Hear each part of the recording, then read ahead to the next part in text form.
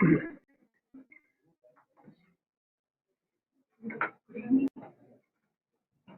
evening, Namaste. Vijay में आपका स्वागत है. Thank you all for coming. We have come together today to learn about the human administration, concept of right and wrong, access to justice, and the basic principles of justice. We hope that we would learn something that can come handy for us at times. But before we begin our seminar, I would request our dignitaries to come for a lamp lighting. I would request Justice S.N Dhingra, Shri Vijay Gupta, Shri P.K. Malhotra, Shri A.K. Pujari, Shri M.K. Sharma from IIMT, and Shri Vijay Sardana to come on the stage for the lamp lighting ceremony.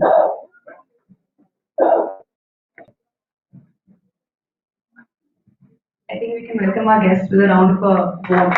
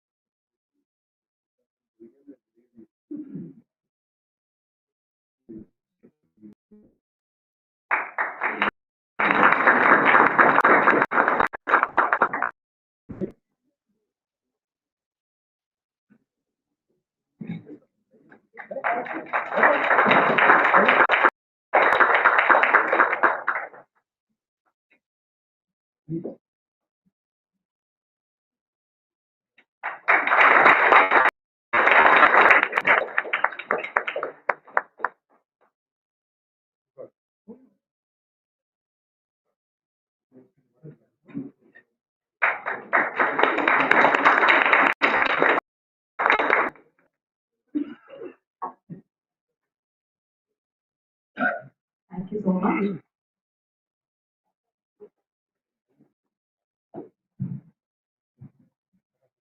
Before we begin our seminar, I would like to thank our partners, IIMT Law College, which is recognized by CCSC and is represented by Dr. M.K. Sharma, Dean. The college is also approved by UGC and Bar Council of India. They are our education partners. Our media partners, I would like to thank the LawStreet Journal for bringing us current legal news, debates, and articles. I would like to thank our knowledge partner, Samay Yaan. It's an initiative to bring ancient Indian wisdom to contemporary world. Now I would request Justice S.N Dhingra for the opening note, to come on the stage for the opening note. Justice S.N Dhingra is retired from Delhi High Court and has headed various commissions since his retirement. He's actively involved in social work and recently started a reference library and cultural center called Samay Yaan. Really hopes the youth will get to connect with the stalwarts of Indian literature and get to explore ancient Indian history. I would request him to continue with the opening address. आप सबका समय यान के इस अभियान में स्वागत है।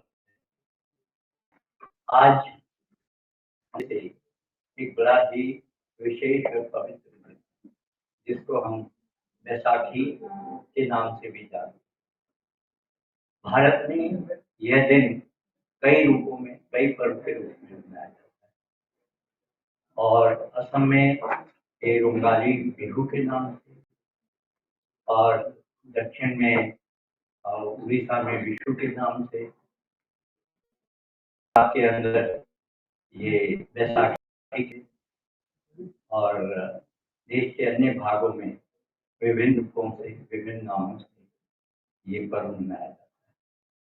मैं आप सबको इस पर्व की शुभकामनाएं भी देता हूँ और आज के दिन के लिए, इस अभियान के लिए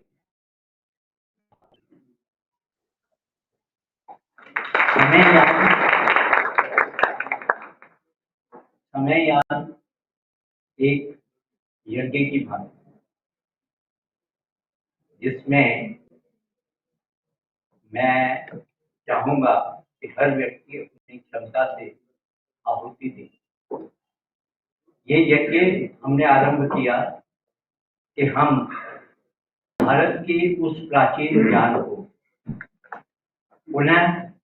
पुनर्जीवित कर सके। ज्ञान कभी मरता नहीं, इसलिए उसको पुनर्जीवित तो नहीं करेंगे, ये कहूंगा कि हम उसे पुनः सामने ला।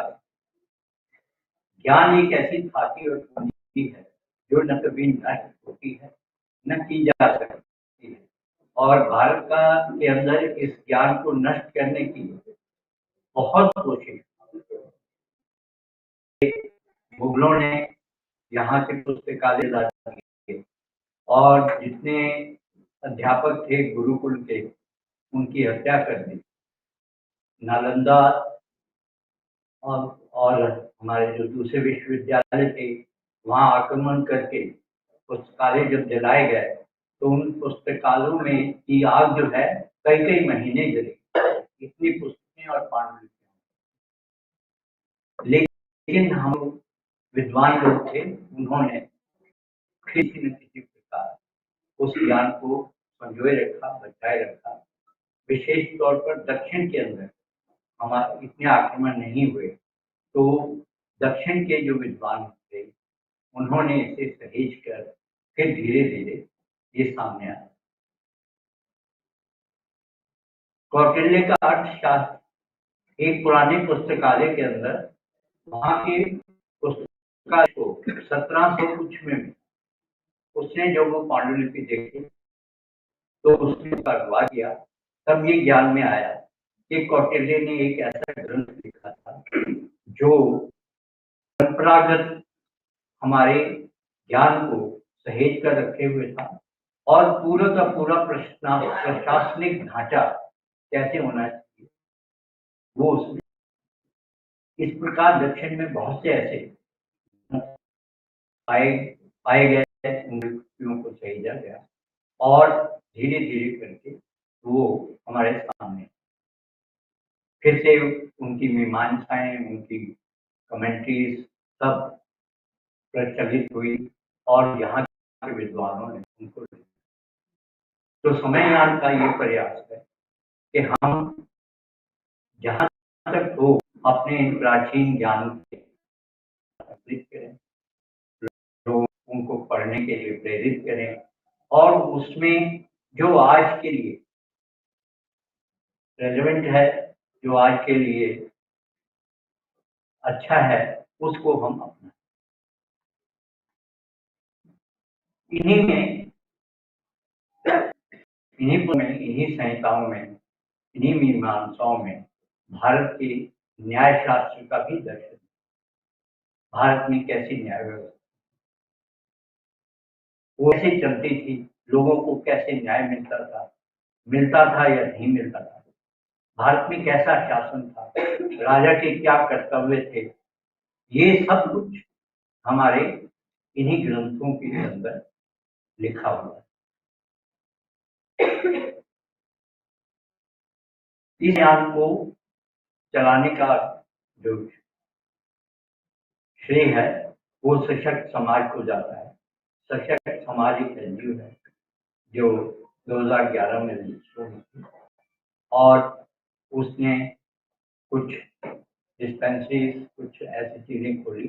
फिर अंततः ये निश्चय हुआ कि एक ऐसा अभियान शुरू किया जाए जिसमें लोगों का योगदान भी हो और एक स्थायी स्थान हो जहाँ पर लोग आके अपने ज्ञान की वृद्धि कर सकें। आज का विषय उसी संदर्भ में चुना गया कि हमारे प्राचीन न्याय ज्ञान का आज के संदर्भ में क्या उपयोग है। मैं अभी बैठा था तो सुनने को मिला कि क्या प्राचीन व्यवस्था आज कोई रेलेवेंस रखती है या नहीं। वही हम विवेचना करेंगे, सोचेंगे और देखेंगे कि क्या वो ज्ञान, वो व्यवस्था और आज की व्यवस्था की अगर हम तुलना करें तो कहाँ और कैसे, किस रूप में हम उससे सीख सकते हैं।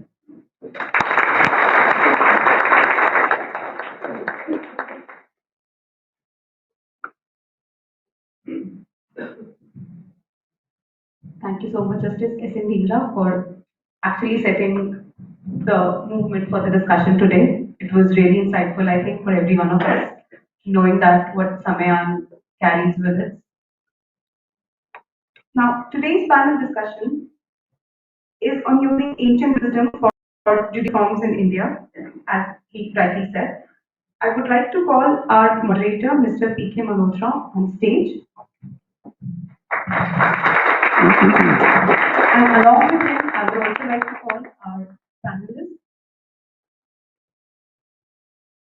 Justice S.N Dhingra, Professor of Law and Senior Advocate, Dr. Alok Kumar, former civil servant and Professor of Economics and Senior Advocate, techno economy expert and author, Mr. Vijay Sardana. However, our panelist, Dr. Kaul, won't be able to join me because of his ill health, but I would request the rest of the panelists to join us on the stage.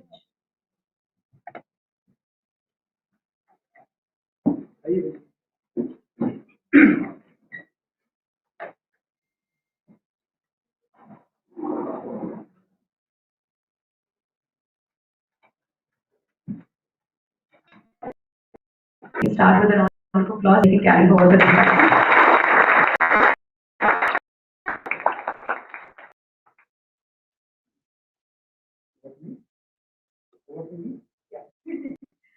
The stage is all of the panelists and the moderators and the audience. Good evening, everyone present here.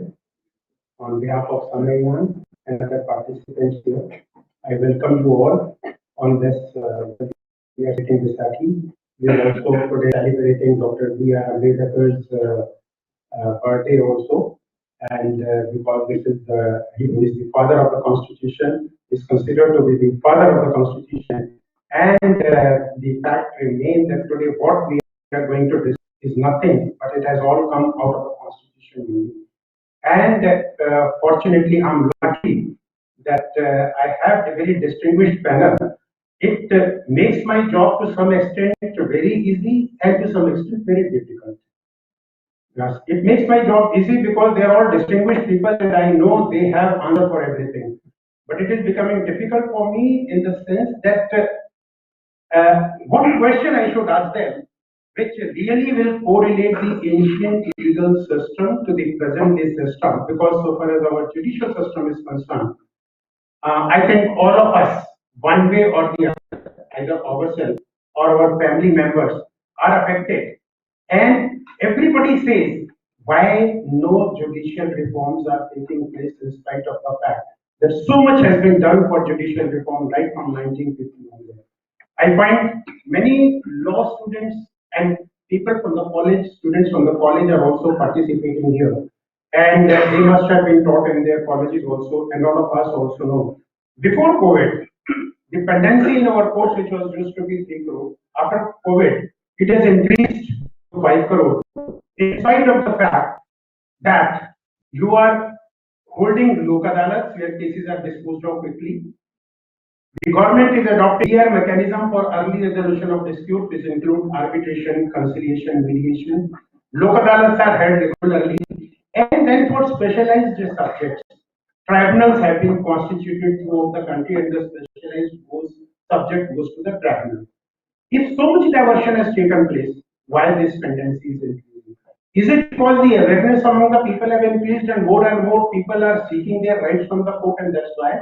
or there's some flaw with regard to the working of the courts where it is taking much longer. When we are talking of the delay, if a case is filed suppose a year back or 1.5 years back, probably you can't call it a delay because there may be some procedural formalities to be completed before a final decision can be taken. But if a case is pending for 10 years, 15 years, I think it is a matter of concern for all of us. And most of the people here sitting, if they are litigating in the court, they must be knowing that, well, this is a system where obviously, I mean, if you can avoid going to the courts, you should try and avoid going to the courts. If that is the situation today, in spite of all the reforms which we have seen, why it is happening? Because after independence, we simply borrowed the common law system which was prevalent in our country during the British era, and laws were made, most of the laws which are prevalent today, all those laws were made during the British era. If we are talking about the old concept about which the panelists will be speaking, that was based on Dharma, Nyaya, based on Dharma, following the principles of natural justice. I think this is what the basic concept at that time was. And probably justice was much quicker and much easier. But when we adopted this common law system, probably the more stress is not on the ultimate justice to the man on ground, but it is on the procedural aspects. And those procedural aspects take too long. Today, the of this manthan is, as Justice Dhingra in his opening remarks has said, is to see what was so good in our old ancient system and whether that is relevant for us today also, and if it is relevant, how best we can adopt in our existing legal system to make it more workable. I am reminded of a quotation from Mahatma Gandhi when he said, if you are doing something, see whether the benefit of it is going to the last man in the queue. If he is getting the benefit of it, then the objective of having that system is achieved. But if it is not happening, and only the people who are really, I mean, well off, only they are getting justice and the common man on ground is not getting justice, then there is definitely something wrong which need to be corrected. And objective of today's this panel is to discuss those issues, and we would like to understand from our panelists as to how best we can use the old ancient system even in today's world. For the introduction purposes, just, I mean, so far as their qualification and experience is concerned, it is too vast and probably I don't want to waste much time on that, except that of course Justice Dhingra's introduction has already been given. He was practicing as a lawyer for almost about 12 years, then he joined Delhi Higher Judicial Service, and from there he was elevated as a High Court judge, and he is known as a no-nonsense judge. And he delivered his judgments in that fashion only. And today also he is working in that fashion, and that is why after everything office from High Court, he was also appointed as member in the Competition Commission of India, and thereafter he has handled certain inquiries also on behalf of the Government of India which were interested to him. And today also he is as active as he was earlier. His honorable family and he is having this Samay Yaan. It is a very good initiative. The office of Samay Yaan, and those who have time, please go and visit that library, see the kind of connection he is having there. I have on my right Dr. Pujari, a very good friend of mine. We were together secretary in the Government of India. He has held a different position in the Government of India. And if I'm talking about his qualification, he has done his BA from Sambalpur University, LLB from Delhi University, MA Economics from Delhi School of Economics, MA in Political Economy, Boston University, PhD in Economics, Boston University, and he is also a visiting professor in Bhagavad Gita. On my left is Mr. Vijay, advocate, another good friend of mine. And again, if I have to talk about his qualifications, I think I will be falling short of time. The degrees which he has accumulated. So I'm not going into all that, but he is a known economist, known lawyer, working very well, and he's having his own YouTube channel, and every day on one issue or the other, you can see his views on the YouTube channel. So I think let me now come to the questions which I thought I can ask my panelists. I'll address my first question to Justice Dhingra.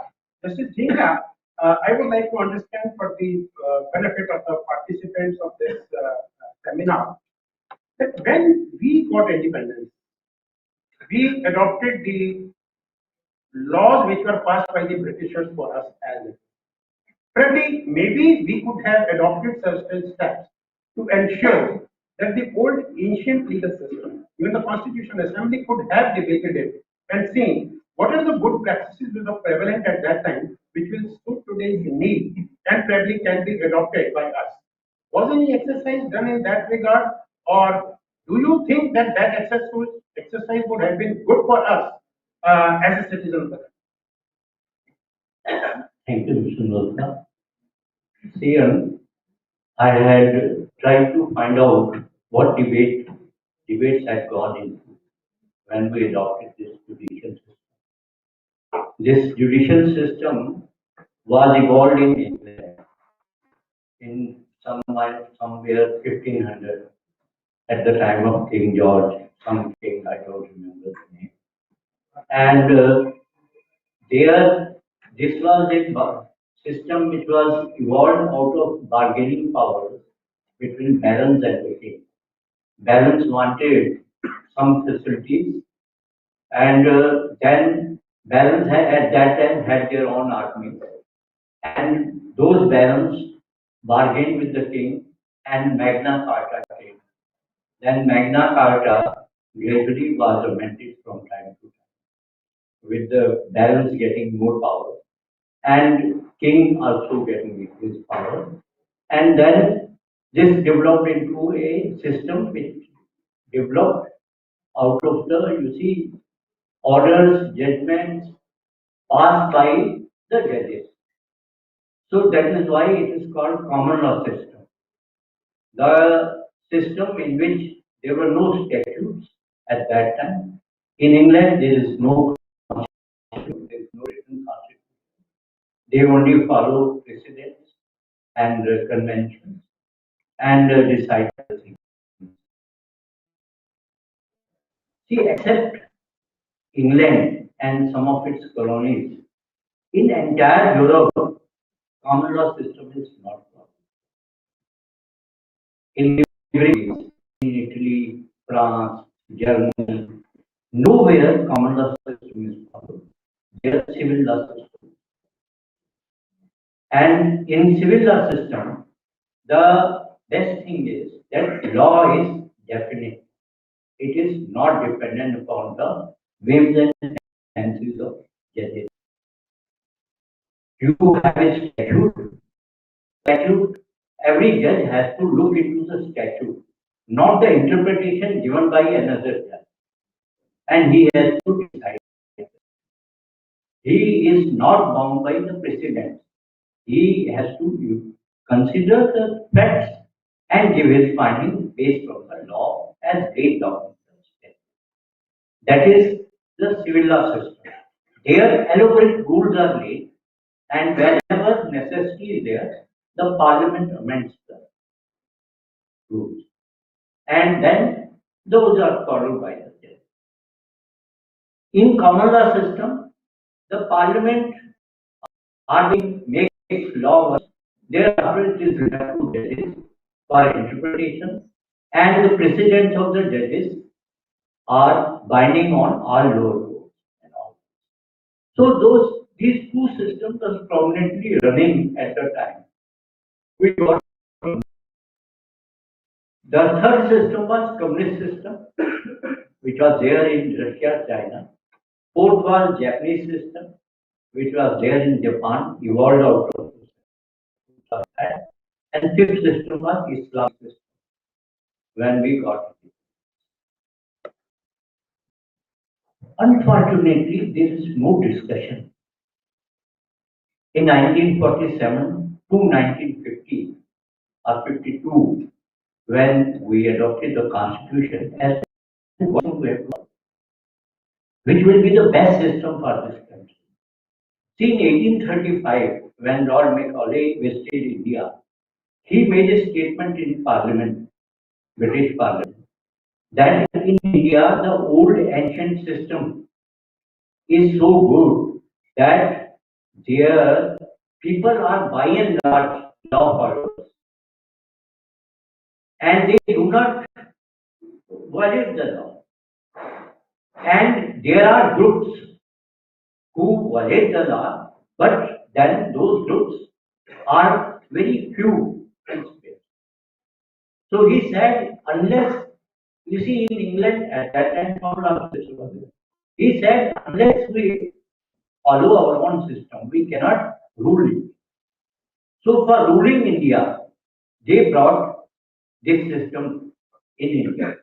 This system was the entire elaborate IPC, CRPC was not there in India.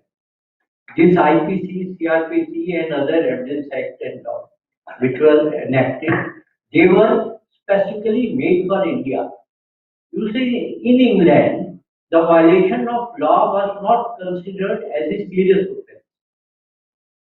It was considered as a illegal behavior.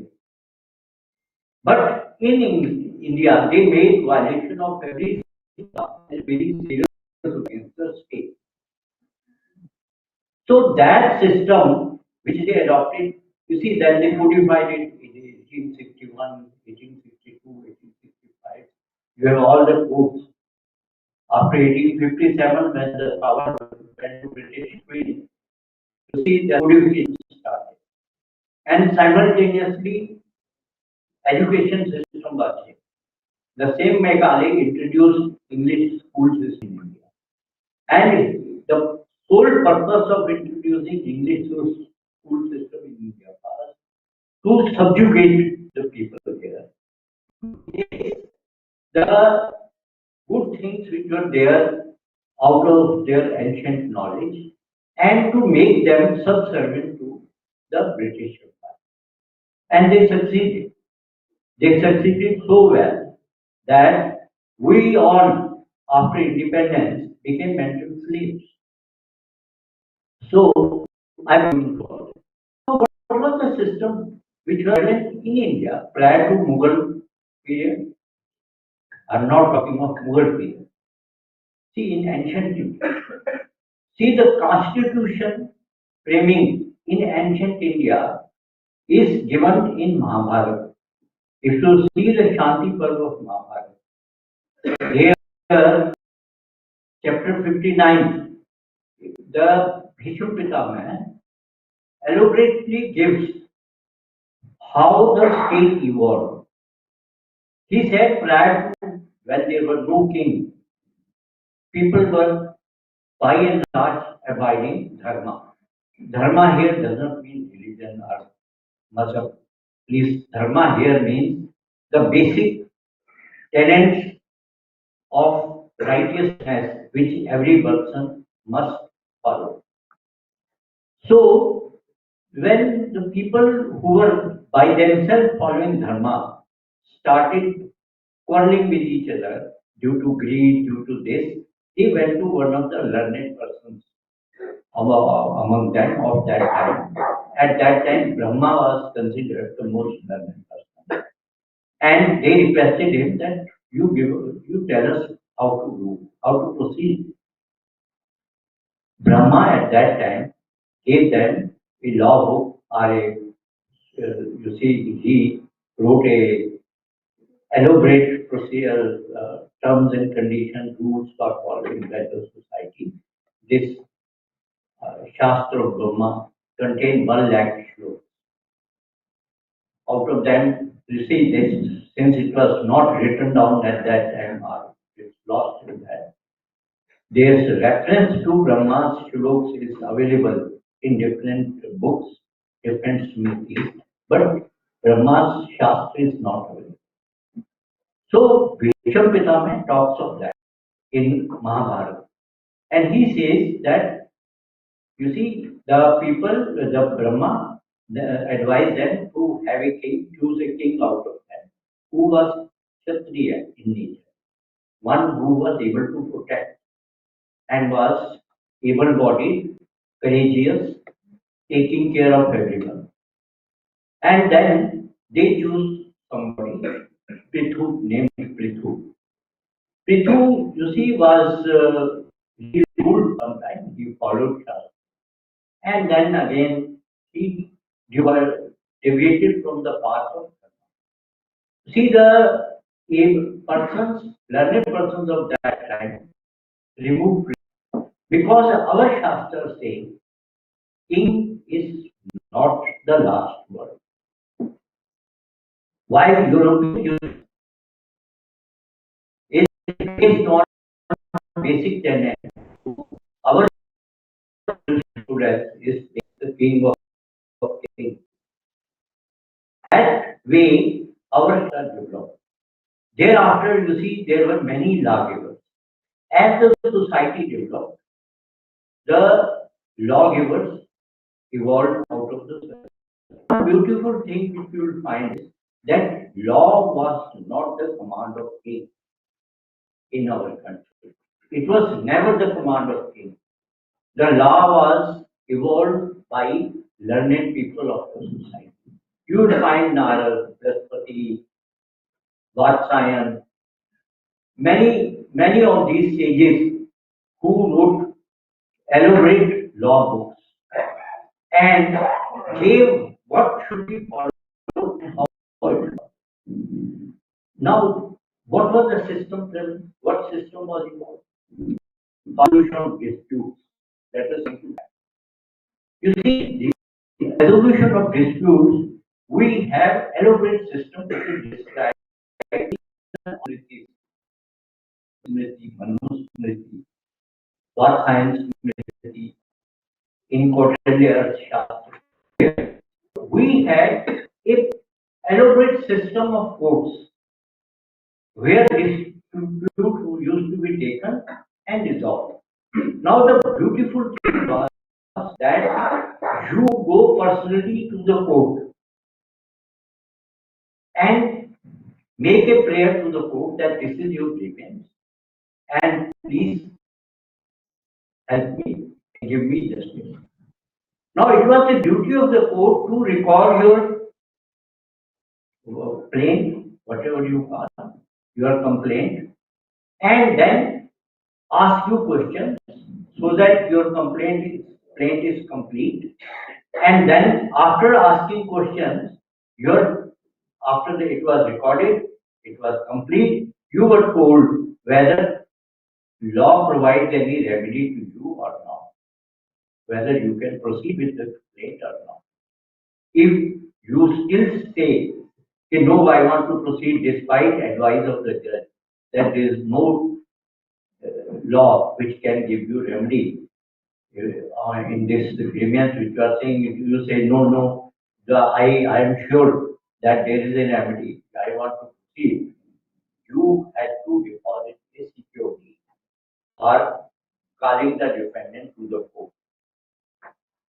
This security system, which was there in ancient India, is there in civil law countries.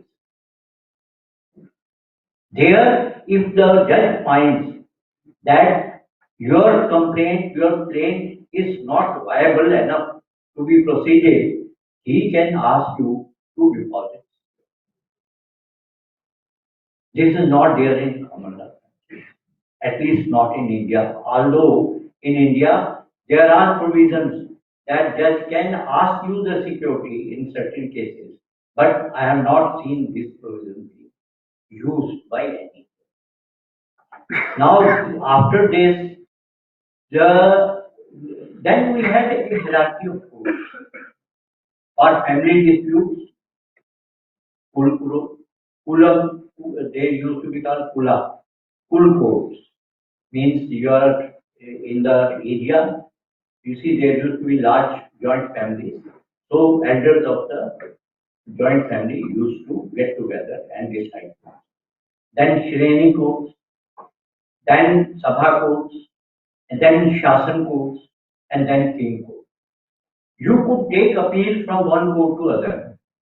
A jurisdiction of each court was there, earmarked. You could take appeal from one court to other court.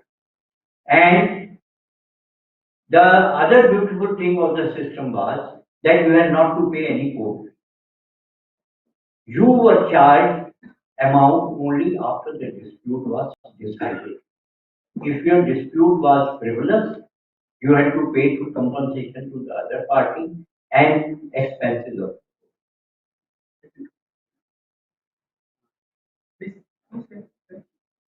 So the problem of accessibility was not there.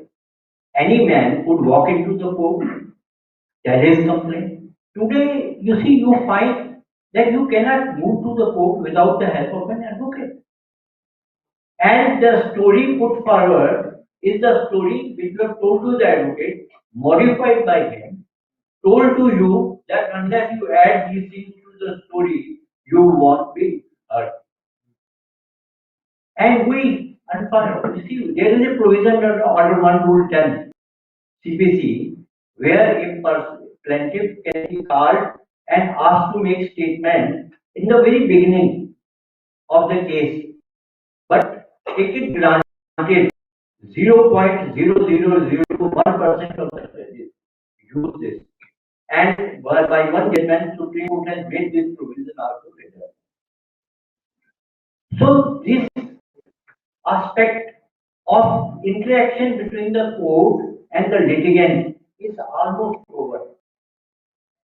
Today, litigant files affidavits of his evidence, his plaint is prepared by advocate, his evidence is prepared by advocate, he files affidavit, he is examined before a commissioner, and after his exam over, then gets ready-made material.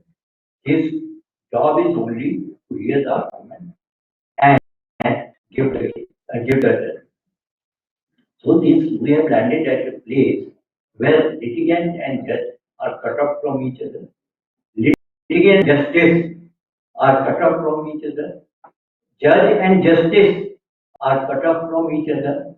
We have now only two players in our system, advocates and judges. Thank you, Justice. We have set the ball rolling, and well begin is half done. And the ground which he has placed before us are for discussion, further discussion, and the questions which are going to the other panelists are going to be very, very relevant because you have very well said. Please say something very important. But before you ask the question, let me give some. Yeah, sure. So, so far as Justice Dhingra is concerned, he has already said that the justice delivery system in the ancient time was based on Dharma, following the principles of natural justice, and it is something in parallel with the common law, civil law system also, and the common law system which we adopted, that is not suited, and we have not been able to achieve the objective in accordance with the common law system which we adopted. Now, maybe, before, as Dr. Pujari wants, that before I ask the question, he would like some opening remarks in continuation of what Justice Dhingra has said. So, sir, floor is yours, please. Good evening, everybody. And Mike. Justice Dhingra has already wished you for the excellent day that is today. It is of Ambedkar's birthday. It is also a festival in any part of India. And they like to see a lot of students coming on a holiday like this, whether it is the magnetic ability of Mr. Gupta and the organizers or your genuine interest. I will not make a judgment on that. Let it be open. Since I saw the students, I excused myself and tried to say something which I was not planning to say otherwise.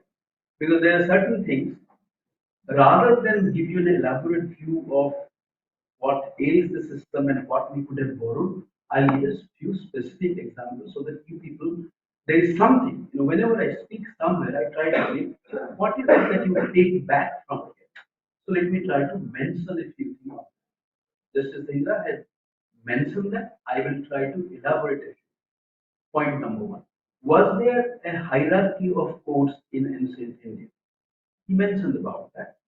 The answer is yes, and the answer is no.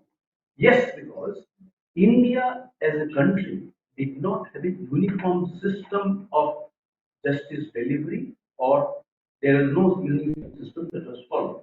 Many areas follow different types of things, but what we are borrowing from is the Dharmasastra or the Arthasastra or the Sritis. It does show that India had, or some parts of India did have a hierarchy. And shall I ask a question to the students? What did Justice Dhingra say? What is the bottom class of that hierarchy? Of this, that thing? It was Kula. Kula means what? The family. So there is a dispute in the family, it was decided in the Kula by the elders of the family. Next to Kula is Sreni. Sreni is a class of people. That means different types of people. They will do something. And if there is something, then it is a higher level from the Kula, the Sreni. Then there is something called Gana. And these things are by and large independent of the ruler because the ruler doesn't come in there. Sreni, Gana, and Kula are independent of that. Whether the ruler come or whether the king or the whoever is ruling come, because there's something called a system of justice delivery, which is called Adhikrita. Adhikrita, Adhikar, following from somebody. So Adhikrita is a higher form of judicial system at that point of time. Above that was Sasita, which was almost the highest because Sasita is the king's court sort of a thing. And the final, absolute final is the Nrupa. Nrupa is the king. King is the Nrupa. So he is the absolute final. A side, let me take a side for a little while. If you see Mricha Katika, in Mricha Katika, which is a Sanskrit drama, there it says that there is a murder takes place. And when the murder takes place, the Asita or the highest court decides in the king's court that yes, murder has taken place. We decide, we hold you to be guilty, but the punishment will be decided by the king. So this is another set of things where, though the king is not directly deciding that, king is making his views on the what type of punishment to be. Can we have a similar thing in today's judicial reform? So here again, there are questions. What is judicial reform? It is a continuous process. It doesn't start today and end today. It is keeps on happening. Continuous process. So this is some idea about the judicial hierarchy that was present now. I now divert because no talk about judicial system will be complete without talking about judges. But let me just make it explain. I'm no expert in ancient wisdom or on judicial reform. I worked for government. I was like a babu, but it is just the good wishes of people like C.V.K. Gupta that I am here.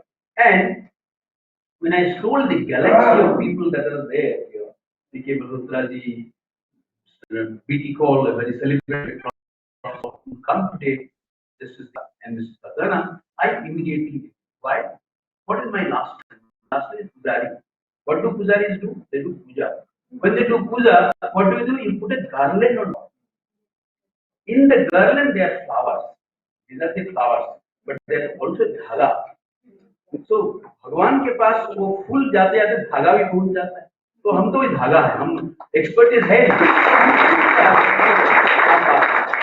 This is the modesty of an intellect.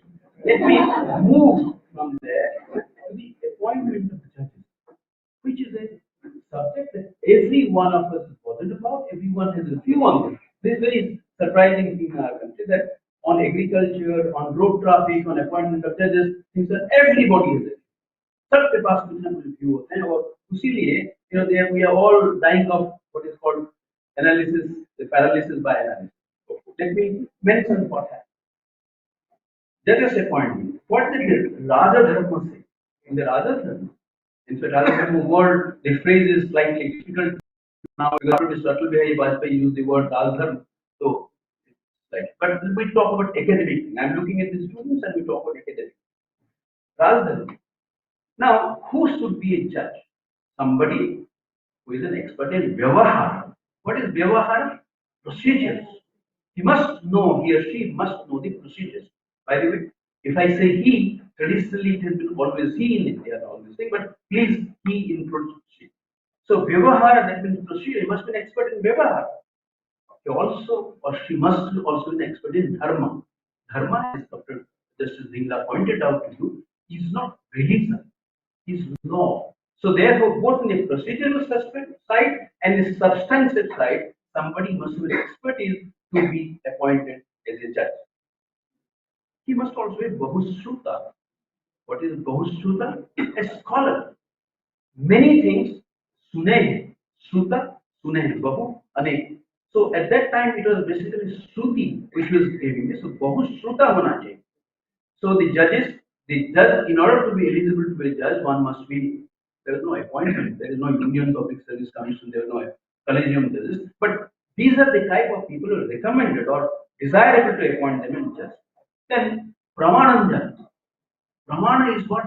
Proof, evidence. A person should be able to know where it is proved, where it is not proved. There is a law of evidence. You must also know. Do we have that today? Yes, of course we have that. Then Nyaya Shastra Abhilambana. What is Nyaya Shastra Abhilambana? Somebody who lives by law, who believes that there is Nyaya, there is justice, and believes in that. And finally, must have some expertise in Vedas and the Tarka.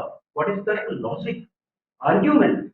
If these qualities have been, welcome Dr. Vivek Debroy, there is the speaker. So I'm happy also that when I spoke, originally, Dr. Vivek Debroy was supposed to speak first. And I was very happy because once he has spoken, none of us need to speak. So therefore I thought, Vivek to bol nahi honge, uske baad hum khana wana kar chale jayenge. Unfortunately, but good that whenever I spoke, Vivek was not there. Otherwise, I would have been made a mincemeat later on that. Okay, let's come. So a judge to be appointed must have Vyavahara and Dharma, must have Bahusruta, must be Pramananya, that is law of evidence, Nyaya Shastra Abhilamban, and knowledge and Tarka. I'll take 2 or 3 minutes more, please. This is in as per Rajadharma. As per Katyayana Smriti, is a slight different, not very different, slight different, like different sculptures sculpt bodies in different ways. They're all bodies, eyes two, yes, but they look. So, say, a new sculptor is talking about this. What is that? A person should be a judge who is not cruel. Cruel nahi hona. A person should be sweet tempered, not easily swayed by this side or that side. Sweet tempered, not ill tempered. Should be kind, clever, energetic in the sense that not lazy and not greedy. It also, if these are the qualities that are there, but there is something called Sukramati says well versed in procedure, must have good character and temperament, soft in speech, not very hard in speech, not taking, not right, impartial, friend and foe, truthful, active, not lazy, and free from anger, from greed and ill desire. These are the desirable qualities of the judge. I would think they're desirable qualities for any human being. And a good human being, desirable qualities, can we adopt that? Very difficult because easy to prescribe this, but to decide between 2 persons who is more of that is very difficult. So therefore, ancient wisdom is there. I would suggest that either on the hierarchy side or on the appointment judge side, it will be very difficult to bring that to be adopted in any country.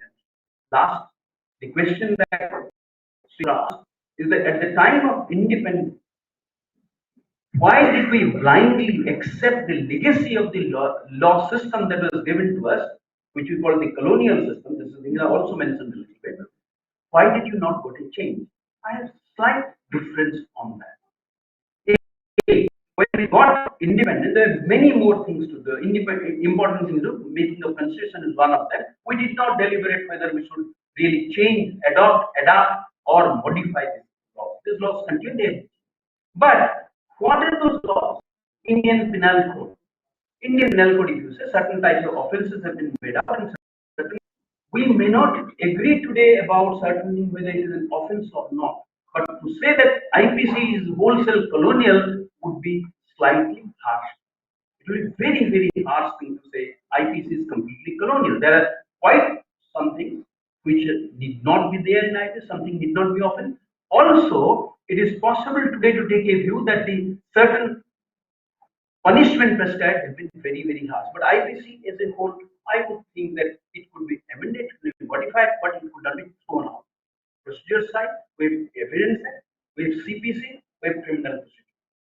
Now, even if we make changes, in fact, Mr. Vivek Debroy in the year 19, what, 96, 97, he spoke to only people in the law ministry, tell them two things. Can we draft simpler things? Can our drafting be simpler? And also, a byproduct of that was, can we write simple English? In fact, this judicial reform of writing simple, focused, short, and concise things will take us far. I was trying to find out in the ancient wisdom anywhere is a prescription about brevity being good. I wasn't able to immediately comment that. Maybe Vivek will tell us because he's an expert in Mahabharata, Puranas, and everything. I suppose I have answered your question. Thank you very much. Thank you, Dr. Pujari. I think that's another perspective which we have got from him. And of course, I welcome Dr. Vivek Debroy panel discussion. We will be speaking on Dharma and Nyaya, which is the topic listed for today. And continue with the present discussion which we are having with the panelists. I think Dr. Pujari has made it very clear. He has said about the quality of family which was seen when in the ancient period also in the hierarchy of courts. The judges were appointed to decide disputes based on dharma, which again was based on following the principles of natural justice. And of course, I think he has also covered the point with regard to making of simple laws, which was earlier and probably whatever was written in Vedas, Upanishads, Sutras, or Samriti was well understood by the people, and probably the kind of laws we are making today probably also need to be simplified. This is the message which we have conveyed. Continuing our discussion, I will go to the next panelist, Mr. Sardana.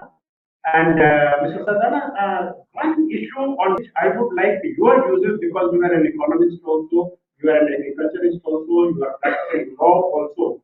I think during the good olden period, in the ancient age, probably our economic system was working much better as compared to what it is working today. Would you like to say how best the good practices can be adopted in the present system also? Thank you.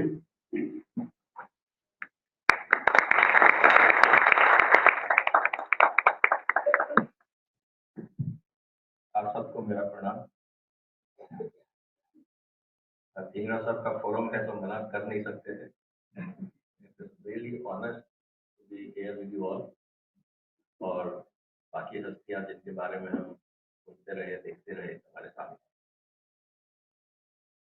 दोस्तों, आज जिस हम बात कर रहे हैं ये बहुत फंडामेंटली बहुत इंटरेस्टिंग है। मैं being the youngest in the crowd, मैं थोड़ा सा टर्बुलेंस क्रिएट करने में विश्वास है, क्योंकि बीइंग ए डेयरी टेक्नोलॉजिस्ट हमें सिखाया गया है कि जब तक टर्बुलेंस नहीं होगा, चर्निंग नहीं होगा, तब तक बटर नहीं निकलता। मेंटेनिंग स्टेटस को brings any change in the society, and those who believe in status quo are only protecting their vested interest. Accept the fact of it. कुछ सवाल थे जिनके जवाब दिए और फिर मैं मल्होत्रा साहब के बहुत इंपॉर्टेंट सवाल करूंगा। इस फोरम का थीम है कि रिफॉर्म्स क्यों नहीं हो रहे।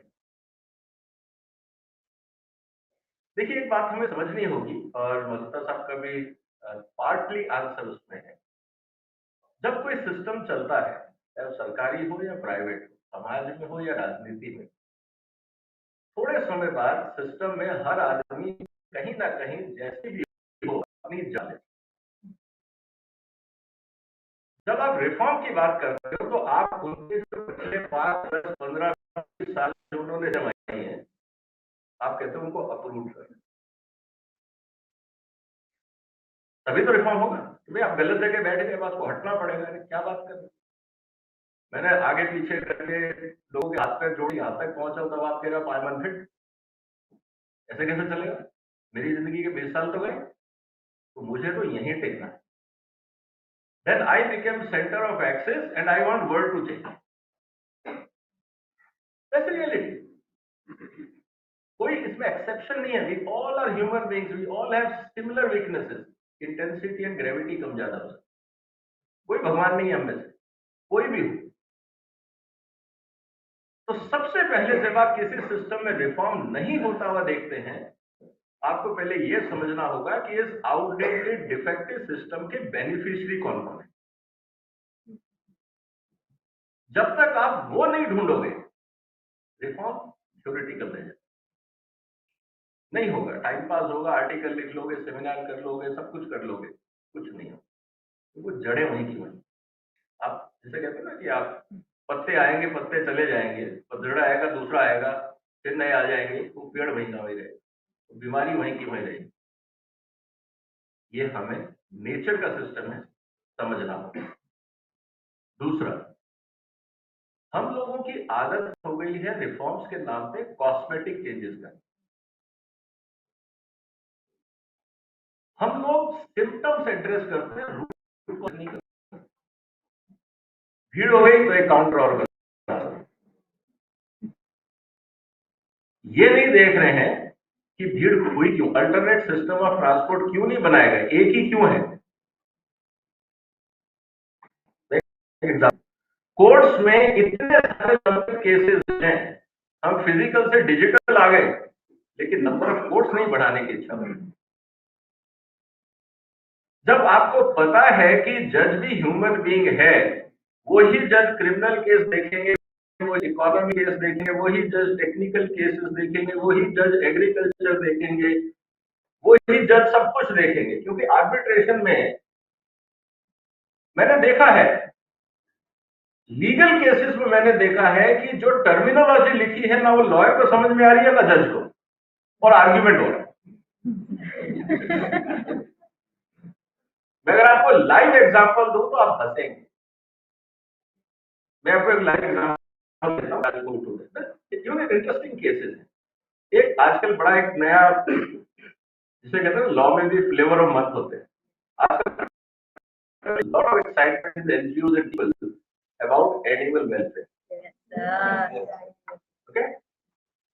Being advisor to poultry farmers and poultry associations, एक केस था एनिमल पोल्ट्री।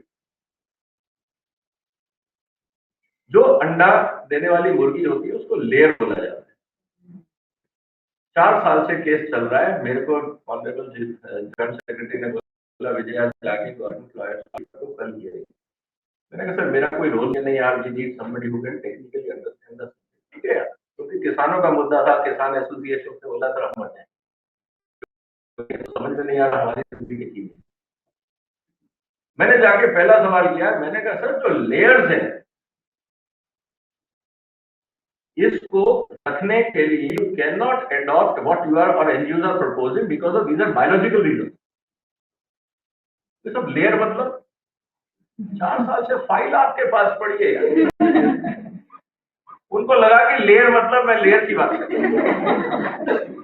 तो मैंने कहा it is not only layer but layer also need maize because they feeding system. Okay, maize मतलब उनको लगा नहीं, मैंने बोला गॉड वो हो अभी बात कर रहे हो।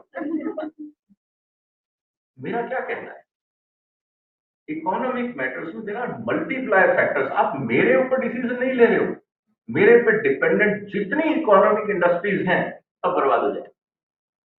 You have to have a holistic view. You simply cannot target.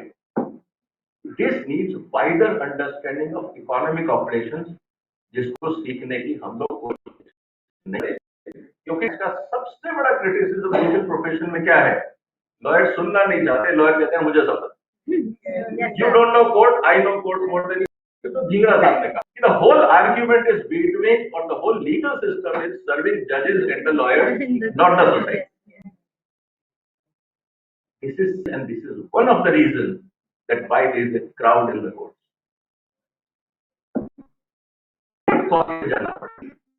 हम नहीं जानना चाहते हैं कि लॉयर्स का बिजनेस कैसे बढ़े और जजेस कैसे बिजी रहे. Unfortunately hard fact of life. Second issue जो सबने उठाया, हम लोगों ने 1947 में इंडिपेंडेंस ली. बहुतों को गलत फहमी है कि हिंदुस्तान ही शायद 47 में पैदा हुआ, क्योंकि अक्सर आप पॉलिटिकल डिबेट देखते हैं, इंडिया वाज क्रिएटेड इन 47. तो भाई जो महात्मा गांधी के पिताजी कौन सी दुनिया में थे, उसके बाद वो हिंदुस्तानी थे या नहीं थे, और उनके दादाजी कौन थे, वो हिंदुस्तानी थे या नहीं थे, तो 47 में हिंदुस्तान कैसे पैदा हुआ. बेसिक इश्यूज, लेकिन पॉलिटिकल मजबूरियां हैं. हमने ऑक्यूपायर्स एंड इन्वेडर्स के कानून एक इंडिपेंडेंट हिंदुस्तान में लगाने की कोशिश करी. इन्वेडर किस सोच के कानून बनाता है? वो क्या हमारे भले के लिए बनाएगा या अपने भले के लिए बनाएगा? ठीक, पहला. मैं डिटेल में नहीं जाऊंगा, बाकियों ने कहा कि why this is wrong. Second, हम उस आज जो चर्चा हो रही है, हम हिंदुस्तान के कॉन्स्टिट्यूशन ने 75 साल में हमें क्या दिया? Are citizen happy? Are litigant happy? Are we satisfied the judiciary system it is working? 75 साल के एक्सपीरियंस के बाद हमको लगता है यार जो चीज हमने अपनाई थी वो डिफेक्टिव.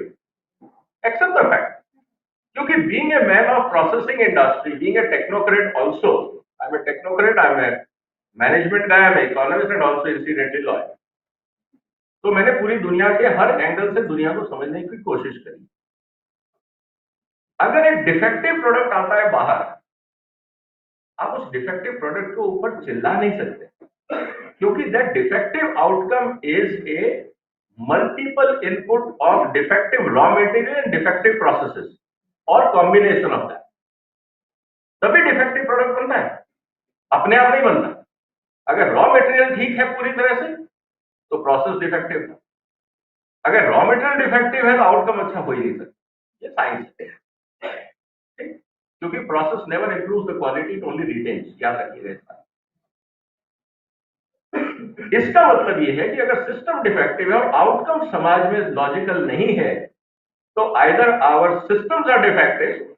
अब उसको इंग्लिश और हिंदी में जितनी बार हम व्याख्या कराएं कर सकते हैं, और जो प्रीमाइसेस द रॉ मटेरियल आपको दिया है, so called different regulatory systems, they are defective. हो गए ऑक्यूपायर के रेगुलेशन, जिसने मेरे को जिंदगी में एक्सप्लॉइट किया, उसी के कानून लेके मैं आगे चल रहा हूं, तो कैसे सही हो सकता है?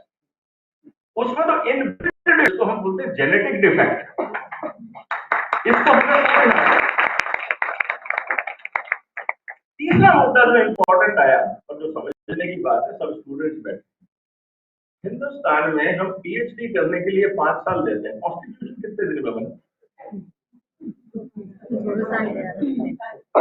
हमें लगता है कि एक छोटे से टॉपिक पे पीएचडी करने के लिए 5 साल चाहिए.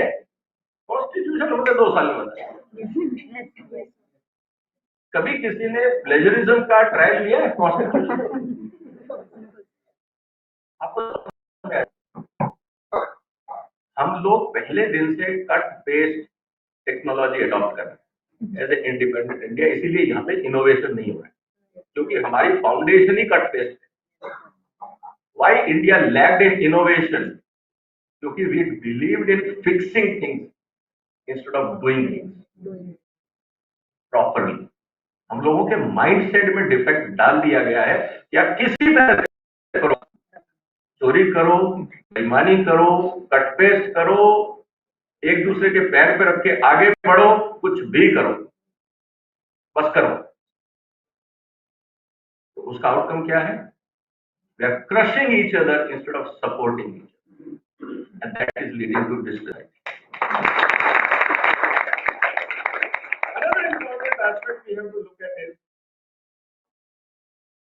देखिए एक बहुत इंपॉर्टेंट चीज है जब हम एंशियंट हिस्ट्री की बात करें बहुत अच्छा है, चाणक्य को पढ़िएगा। आई विल रिक्वेस्ट, और धिंगरा साहब हैं तो मैं इस कमेटी की इस फोरम की तरफ से निवेदन करूंगा धिंगरा साहब से कि एक रिकमेंडेशन भेजा जाए हर बार को और हर हाई कोर्ट और सुप्रीम कोर्ट को कि उनकी हर लाइब्रेरी के अंदर एक शेल्फ होना चाहिए of ancient laws of India. ये मैंडेटरी होना चाहिए लाइब्रेरी। जब भी लॉयर को टाइम मिले वो देखे तो सही हमारी विरासत क्या थी। हम उस विरासत की बात कर रहे हैं जब भारत को सोने की चिड़िया कहा जाता है। हम उस विरासत की बात कर रहे हैं जब भारत में दूध दही की नदियां बहा करती। हम उस विरासत की बात कर रहे हैं जहां पे भारत दुनिया का 35% ग्लोबल जीडीपी अकेले देता था। जिनकी आज हम कॉपी कर रहे हैं वो सब आदिवासी थे। हम उसकी न्याय संस्था की बात कर रहे हैं जहां पे तक्षशिला जैसे विश्वविद्यालय थे जब दुनिया को पढ़ना तक नहीं आता। हम किससे सीख रहे हैं, किसको अडॉप्ट कर रहे हैं? जंगलियों का कानून लेके हम अपने आप को सभ्य बोल रहे हैं, तो किसकी बात कर रहे हैं? और एक बहुत अच्छी बात कही थी चाणक्य ने, मैं अपनी समरी खत्म करूंगा फिर पैनल पे आएंगे। चाणक्य ने एक बहुत अच्छी बात कही थी जिसपे सबको सोचने की जरूरत है। Monetary punishment versus non monetary punishment. Chanakya ने कहा था यार नॉन मॉनेटरी पनिशमेंट मत दो, मॉनेटरी करो। आपके गुरुद्वारों में होता है ना, किसी को संगत समाज सजा देता है तो क्या बोलते हैं, आप जाके संगत के जूते साफ करिए, झाड़ू लगाइए, पोछा लगाइए। पर्पस क्या है समझना पड़ेगा। एक मैं आपके सामने 2-3 एग्जाम्पल रखता हूँ लास्ट 30 सेकंड के अंदर। हिंदुस्तान में एक परंपरा थी, जो आदमी चोरी करता है या बेईमानी करता है या जो भी क्राइम करता है बेस्ड ऑन ग्रेविटी, आज हम क्या करते हैं 500 रुपए फाइन, 1000 रुपए फाइन, 1-2 दिन की जेल, 7 दिन की जेल, 25 दिन की जेल, जो भी करना है कर ले। उस समय क्या होता था, और आप जस्ट कंपेयर करिएगा कि विच इज मोर इफेक्टिव। इसने चोरी करी, इसके मुंह पे कालक पोतो, शहर में घुमाओ। इसने चोरी करी, इसका सिर मुंडवाओ, घर भेज दो। इसने बेईमानी करी, कुछ भी समाज में ऐसा किया जो ज्यादा हीनियस है, गले में जूते की माला पहनाओ, गले में बैठाओ, घुमा के घर छोड़ो। Name and shame is more effective than any. इससे उसको तो पता है यार कोर्ट में क्या है, 500 रुपए दो, पुलिस वाले को 200 रुपए दो, आ जाओ घर आके फिर क्राइम चालू। उस समय उसको पूरे समाज को पता लगता था यार ये आदमी ठीक नहीं है, उससे लोग व्यापार नहीं करेंगे, बाकी काम नहीं करेंगे। सारी टेक्नोलॉजी होने के बाद भी मॉडर्न सोसाइटी के अंदर हम जितना भी चिल्ला लें, आज सबसे इफेक्टिव सिस्टम दुनिया में क्या है, FATF। FATF का नाम सुना है? ग्रे लिस्ट में पाकिस्तान आ रहा है। सडनली आपने ED की पावर्स क्यों बढ़ा दी हिंदुस्तान ने? अभी नोटिफिकेशन निकाला है लॉ मिनिस्टर, क्यों बढ़ा? FATF में ये है कि हम नहीं सुनते कि आपके ब्यूरोक्रेट्स और पार्लियामेंट ने कितना अच्छा काम किया। हम इंटरनेशनल गाइडलाइन में आके थर्ड पार्टी के एक्सपर्ट्स आपके कंट्री का ऑडिट करेंगे कि ब्लैक मनी और अनएथिकल मनी को रोकने के लिए आपने क्या कानून बनाए, और जितने पॉलिटिकली इंपॉर्टेंट और सिग्निफिकेंट लोग हैं सबके नाम आने चाहिए, इंक्लूडिंग जजेस, bureaucrats, army officers, contractors, everyone. हम कुछ नहीं करेंगे, हमारे पास पावर नहीं है। हम सिर्फ ये देखेंगे कि अगर आपके कंट्री में ब्लैक मनी को रोकने के सिस्टम नहीं है, इफेक्टिव पनिशमेंट सिस्टम नहीं है, हम अपनी वेबसाइट पे नाम डाल देंगे India is in grey list, दुनिया आपसे अपने आप धंधा करना बंद कर। That is effective approach. So there are many things to discuss, rest in panel. Thank you.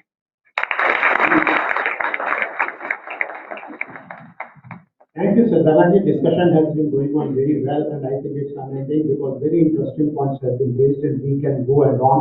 But we have a time discipline also to be maintained by all of us. Dr. Vivek Debroy is already here, and the time that he has given him for speaking, I think we have to maintain that discipline also. I could have taken some questions from the audience, which I leave for the later part of this conference. But before I conclude, I must thank all the panelists for the views which they have, different views have come before us. And I know because of the views which have been expressed, you will get many questions. We can take those questions little later on.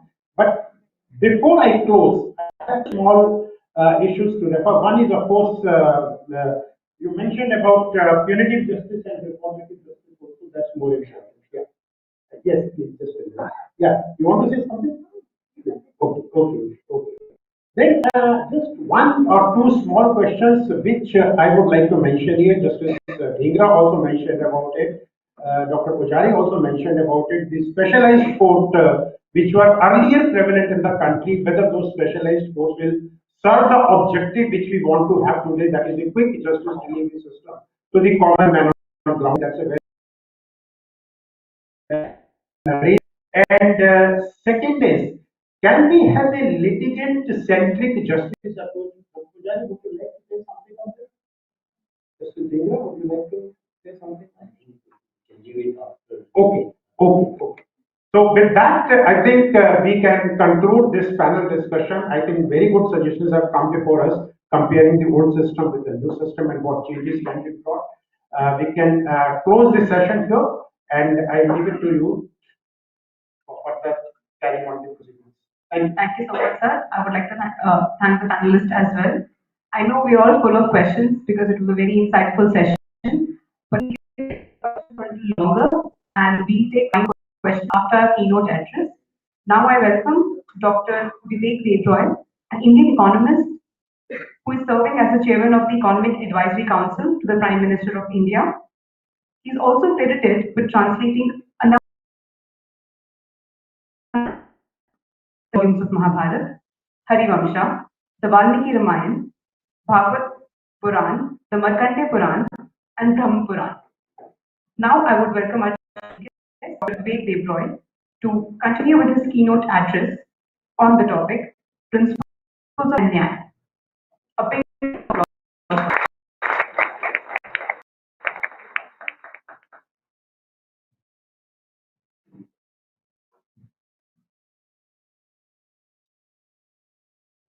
Mr.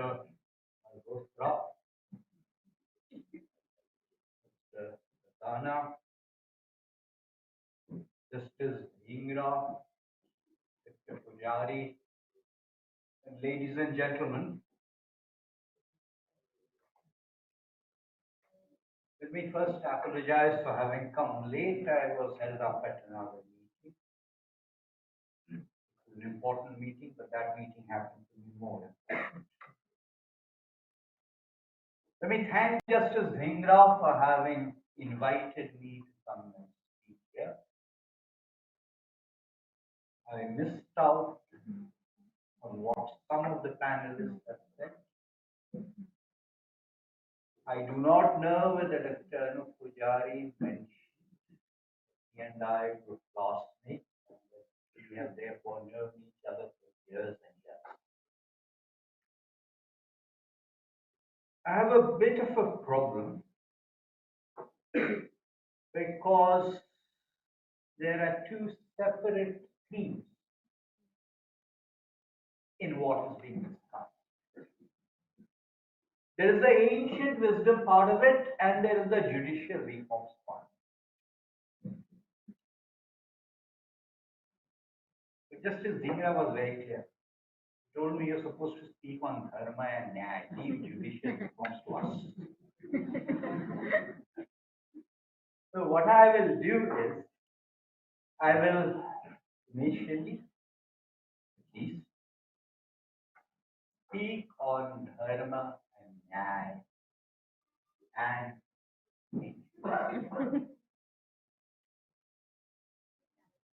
often when we look at issues like these,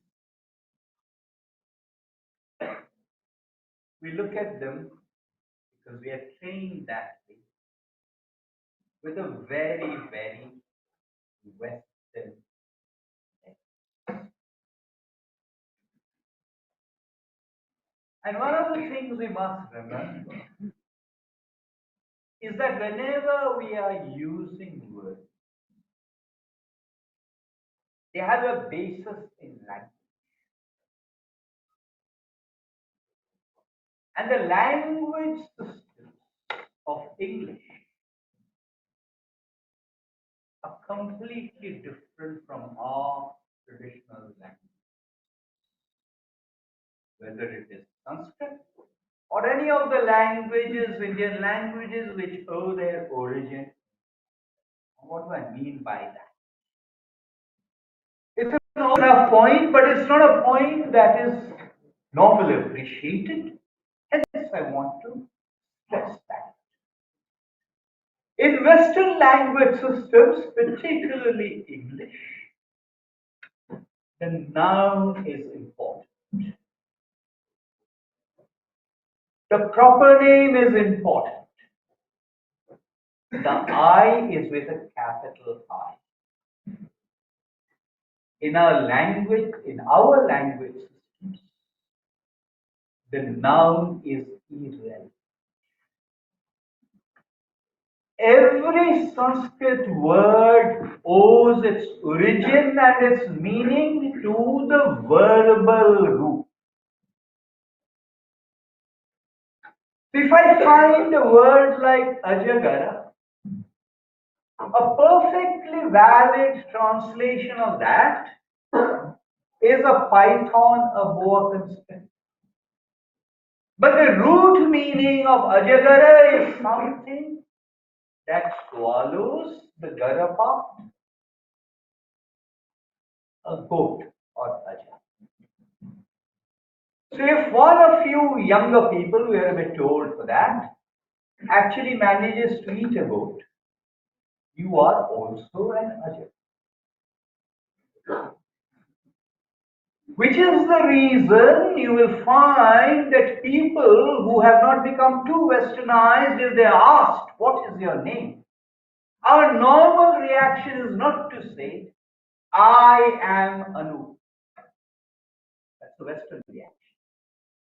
Most Indians will say, I am known as Anu, or my name is Anu. The two words that Justice Dhingra gave to me are Dharm and Nyaya. I mention this because again, Dharma and Nyaya, to translate them readily as nouns into the English language is difficult. The verbal root, what is dharma? Anything that holds up is dharma. Anything that holds up society is dharma. Dharyate sah dharma. What is Nyaya?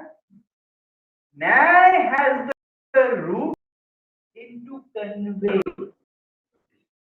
Whether it is Nyaya or whether it is Niti, they have the same root. The verbal root is to convey, to take towards a certain objective. That's the root meaning of that. Throughout the world, we now know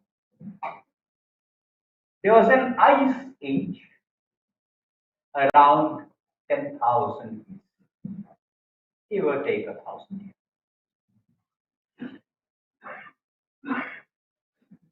All of us vaguely know here that in our notions of time, which are cyclical,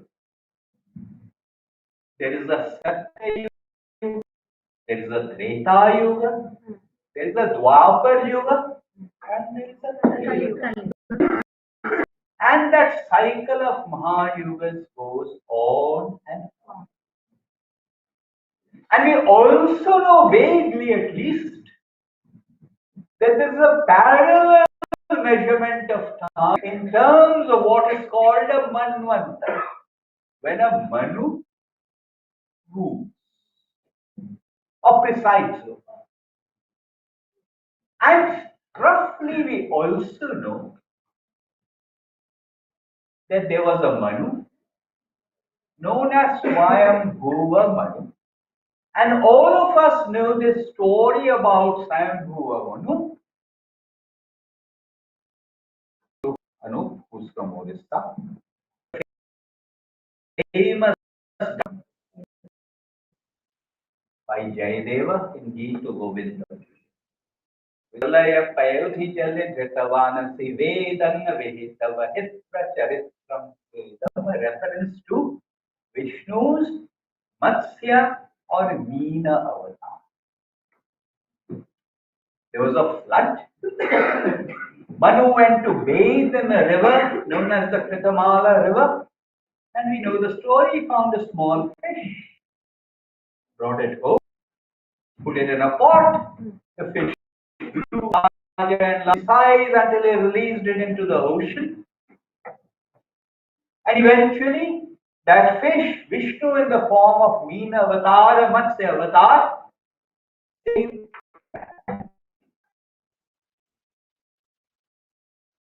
world population has exploded.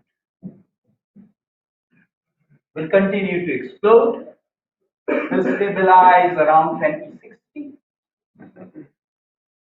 As individuals, we often do not or cannot understand the importance of the exponential function, the way our minds are understanding the linear. Why did I bring this up? Question. What was Bharat Varsha's population in 10,000 BC? I don't know for sure. Yes, there are problems of trying to define what was Bharat Varsha, geographical entity then, but roughly. In 10,000 BCE, Bharatvarsha's population is estimated to have been 1,000. That's it, 1,000. I again don't want to debate and controversy by trying to date Krishna, but whatever date we have for Krishna, the population would have been somewhere around 3 million. From 1,000 to 3 million. There is a British anthropologist named Dunbar. There is a number known as the Dunbar number, which simply tells us on an average, the human mind, the average human has sustained interactions with how many? And that Dunbar number is 100.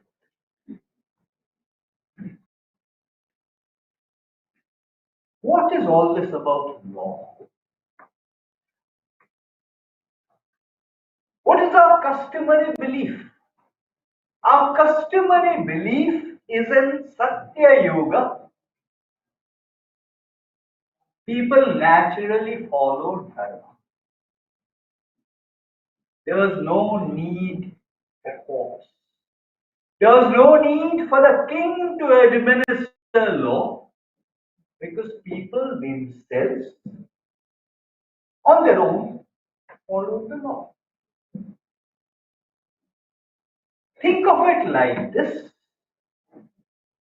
If I interact with someone I know reasonably well,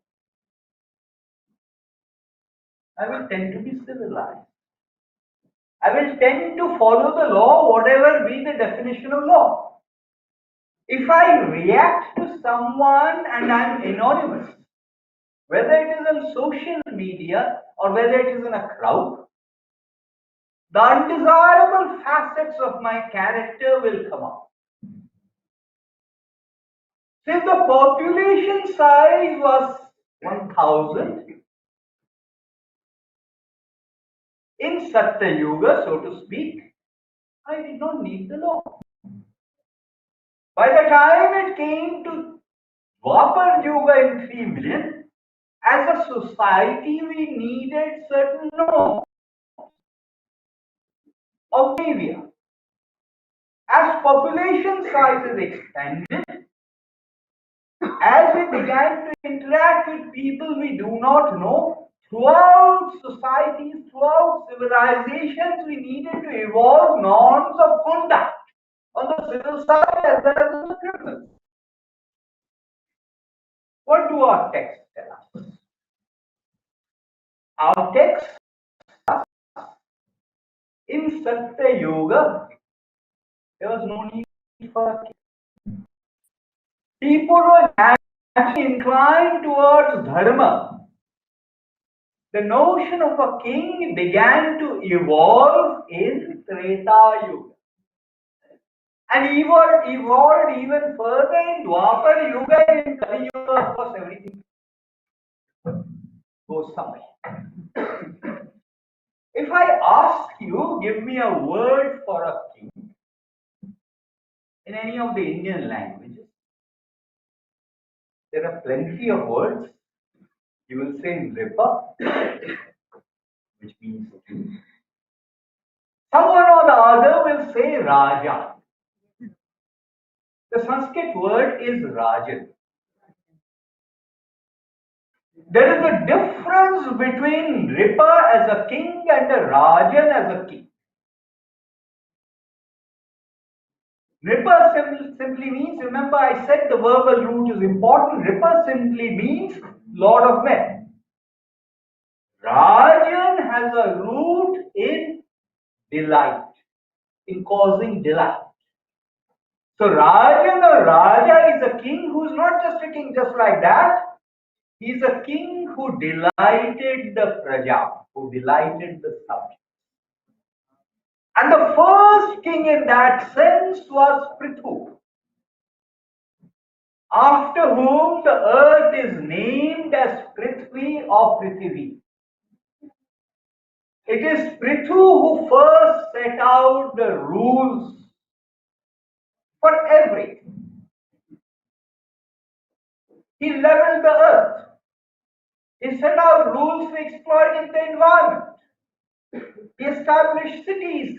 He set out the rules for agriculture. Prithu did all that, so Prithu was the first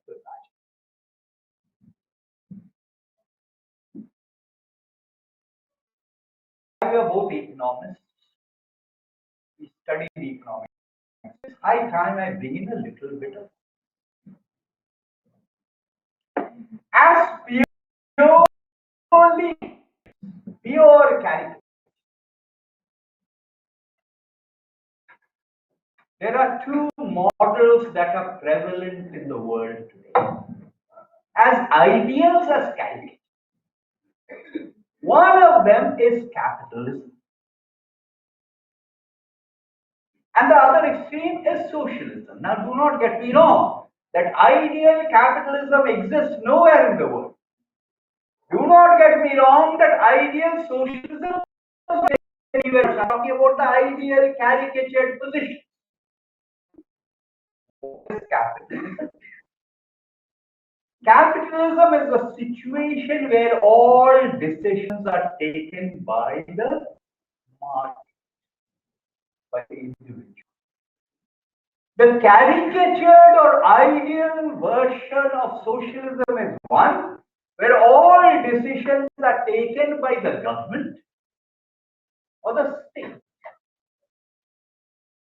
If I read our text, we had an alternative model, and it is important to emphasize this. The community was important. Individuals in groups were important. Collective entities were important. The number of decisions that were taken by the state,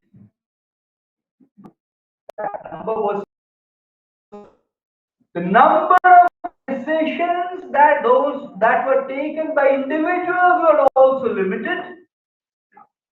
A large number of decisions were taken by the state.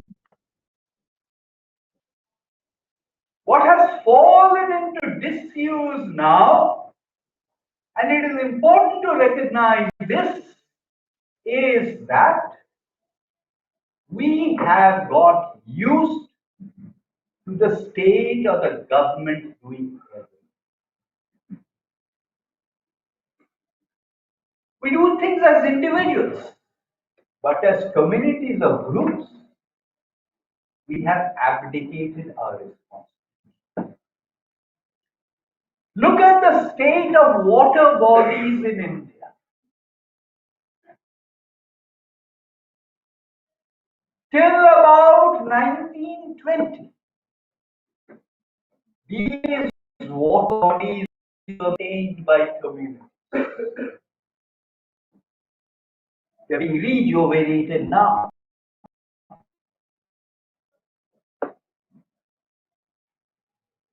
Think of something like the Competition Commission. Was there a Competition Commission? We did not need it. Unfair trade practices and restrictive trade practices were enforced by trainees of guilds, so to speak.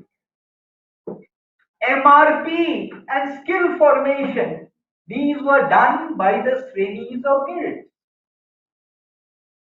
The British documented everything in sight, and they brought out district gazetteers. One of these district gazetteers published in the year 1883 is the Ambala District Gazette. In Ambala in the year 1883, a canal is going to be built.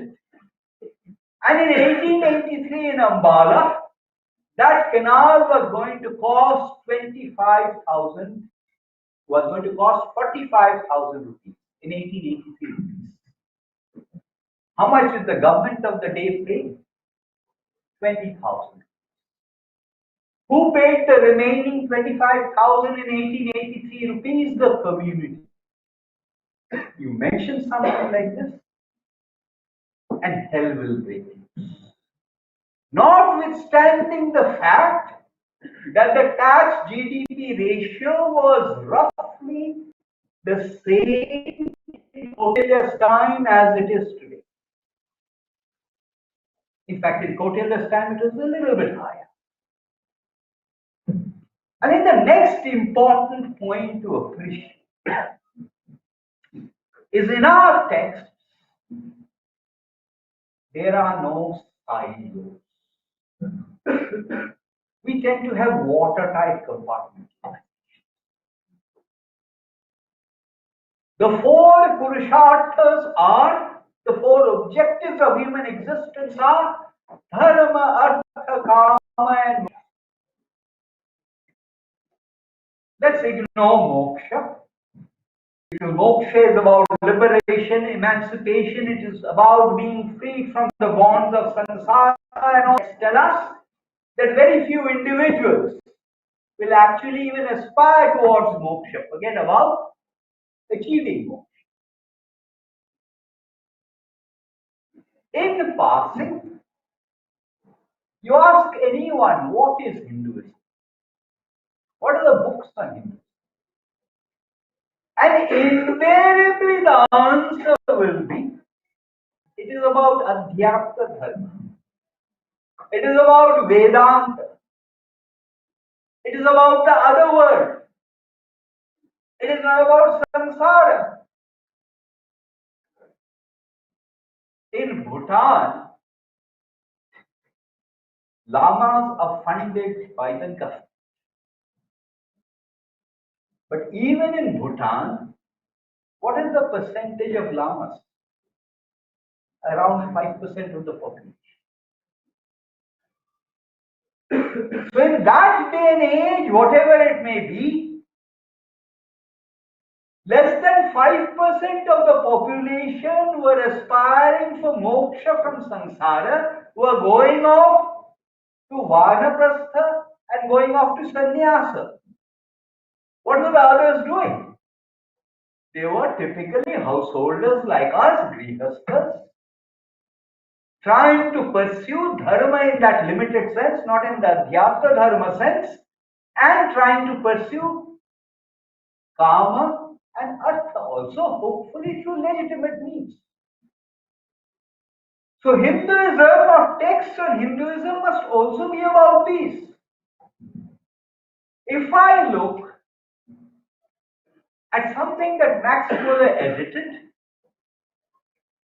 Sacred Books of the East, that series, you will find that everything that was translated was either about the Dharma Shastra,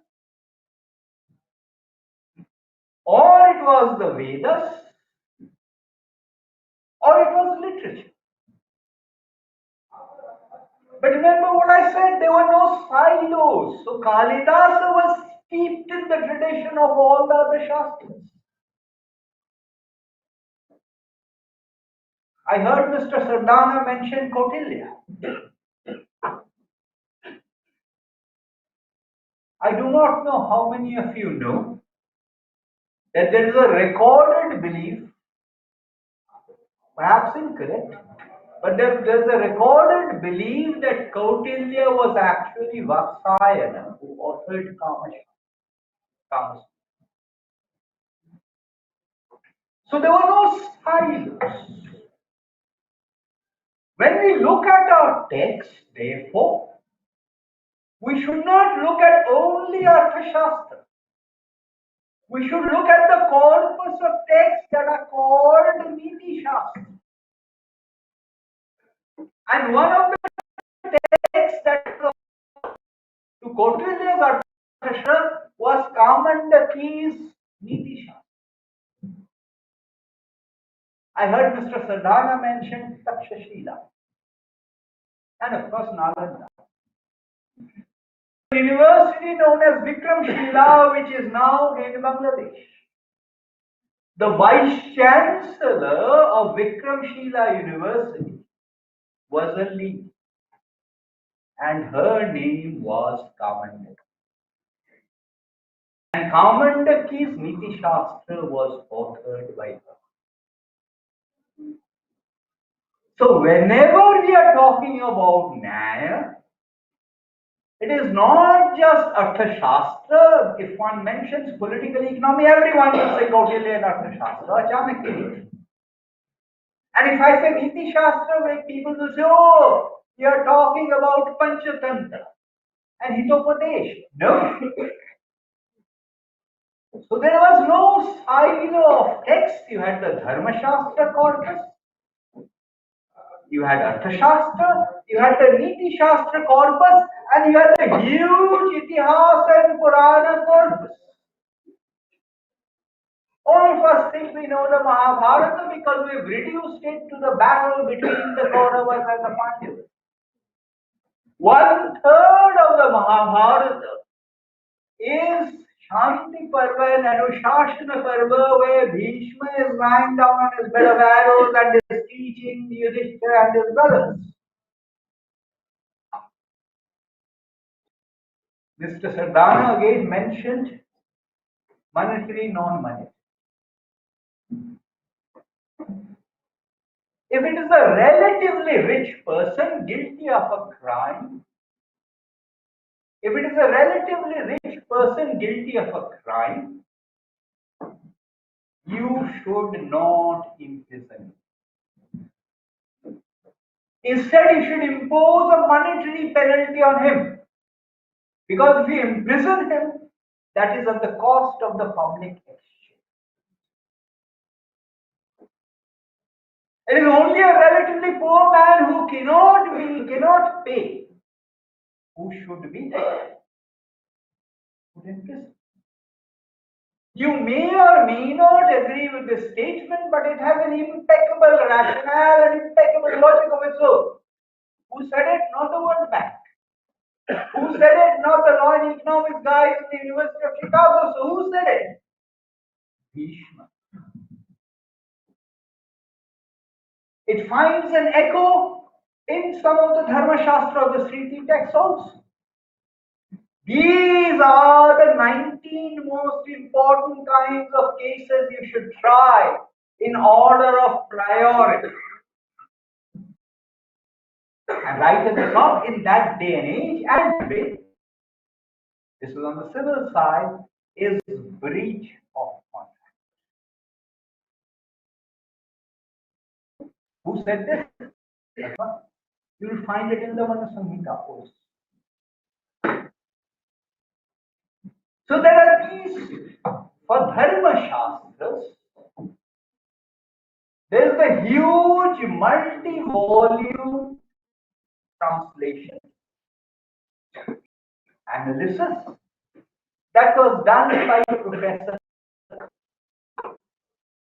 Do we have anything comparable on the Nyaya Shastra side? And when I say Nyaya Shastra, I am not just talking about Nyaya being one of the Sharadarshanas. Nyaya was one of the Sharadarshanas, the schools of philosophy. I am not talking about that. Do we have anything comparable though? And we need a multidisciplinary lens to bear on these texts. Many of them have not been translated. And therefore, they need to be translated. We need to look at them with that multidisciplinary lens. They have extensive discussions on both the civil side and the criminal side, on justice delivery, and the role of the king, as I said earlier, then was much more limited. It was limited to ensuring protection of property rights, ensuring external security, and ensuring justice delivery, which meant punishing the wicked.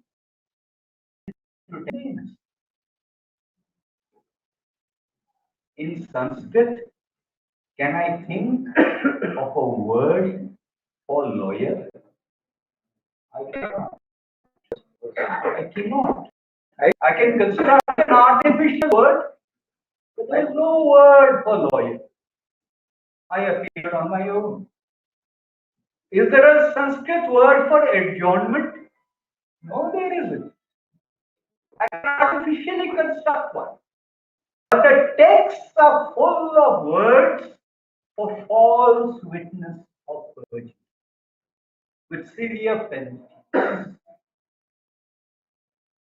There are others here who have rich judicial experience, including as judges. Except for how in India, not being able to find a single instance where someone has been punished for perjury. Of course, we had alternative dispute resolution. The British tried to supplant them with the modern court system, and the earlier systems fell into disuse. And we tried to resurrect them through conciliation, mediation, gram nyayalas, and failed missiles. Because as I said, as a community, we have abdicated our responsibility.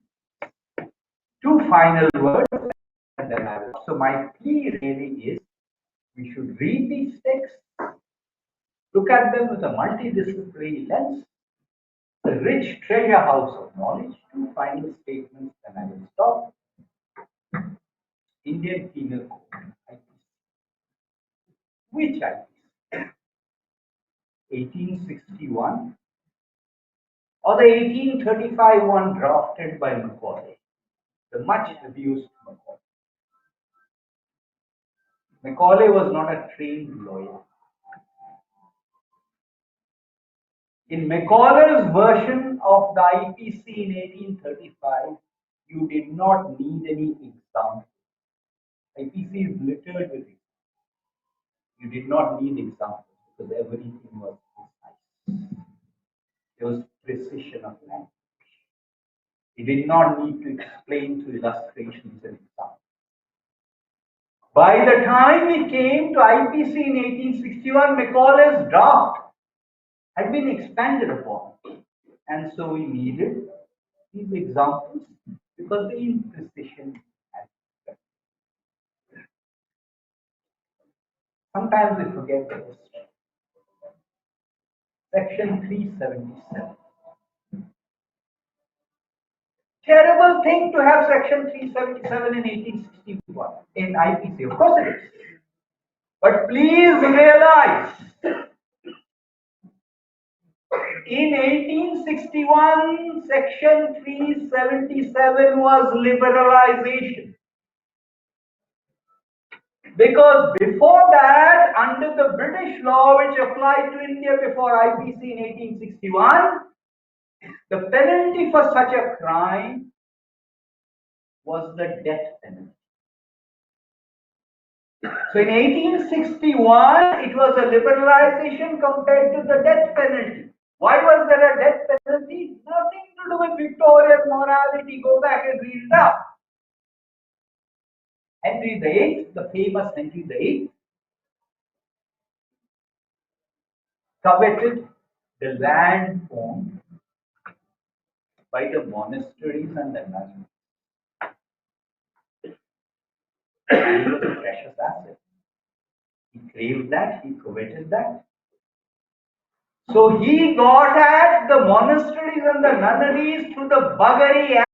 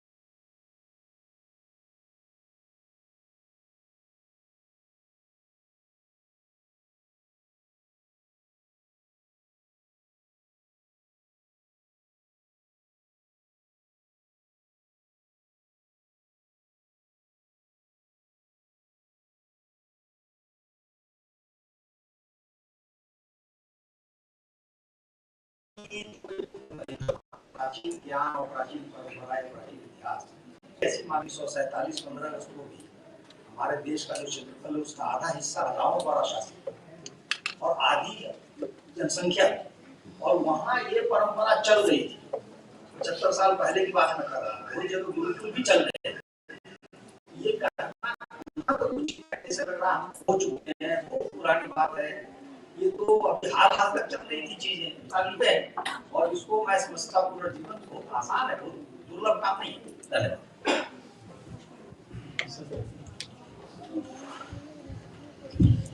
मुझे कुछ कहना नहीं है, मैं आपसे बिल्कुल सहमत हूँ। सिर्फ इतना ही कहना है कि लॉयर का प्रतिशब्द के बारे में कहा था। लॉयर का प्रतिशब्द आप लोग कहोगे वकील, वो संस्कृत शब्द नहीं है। आपसे मैं बिल्कुल सहमत हूँ, सिर्फ मैं आसान शब्द का इस्तेमाल नहीं करूँगा। Please. Vijay Sardana. Now, perhaps it's a law that the fundamental structure of the Constitution cannot be changed. You can make other changes, but if I go with what Sardana ji said, if we ask anybody, the very test of this system is that whether the common man is happy, and as Malhotra ji also quoted Gandhi ji, the system is good or bad can be judged whether the benefit is reaching to the last man in the queue. So if we all agree, perhaps from inside we know that the system has failed us, failed the common, then why should not it be overhauled?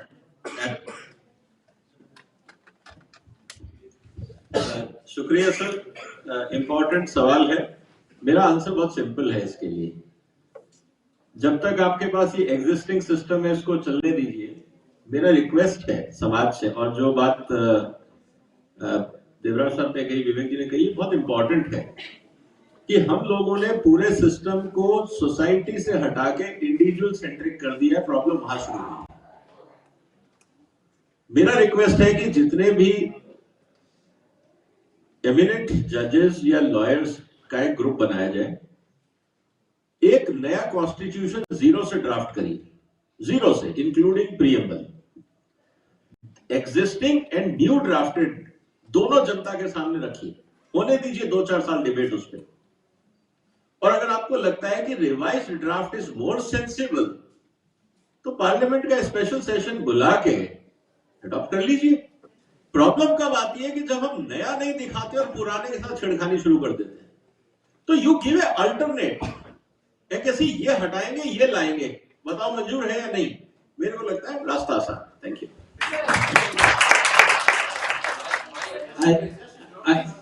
My apologies. I forgot to introduce myself. I am Ashok Varmani, and I had the privilege of being a student of the same college where Mr. Dhingra ji was my senior and P.K. Malhotra ji was my classmate. I have 2 or 3 quick responses to the constitution issue.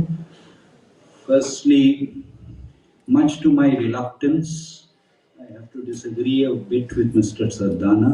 Please do not leave it only to lawyers and judges. I told you that Mr. Macaulay, Thomas Babington Macaulay, had no legal training. I feel very uncomfortable with the fact, with the basic structure doctrine. All respect to you. Because the constitution has been amended in the past. To me, all of those are changes in the basic structure. Had the ratio just been one way instead of 7-6, we would probably not have had the basic structure doctrine. So one judge essentially has determined that regardless of what Parliament wants on the Constitution, and the Constitution is supposed to be dynamic, we are frozen in stone, and who will interpret whether there is a change in the basic structure or not? It is the judges who will do so. But that's not important. What is important is, I am not a trained lawyer. My understanding of the basic structure doctrine is, it applies if you are trying to change the present constitution. If you have a de novo constitution, the basic structure doctrine does not apply. I think even in your concluding remarks also, when you were speaking, you said the same thing, and I think it's need of the hour, and debate is already on this issue. I think many leaders have also with the observation of Vivek, Debroy, I'll change my phrase from judges to lawyers. I will say civilized eminent people. Please introduce yourself and I'm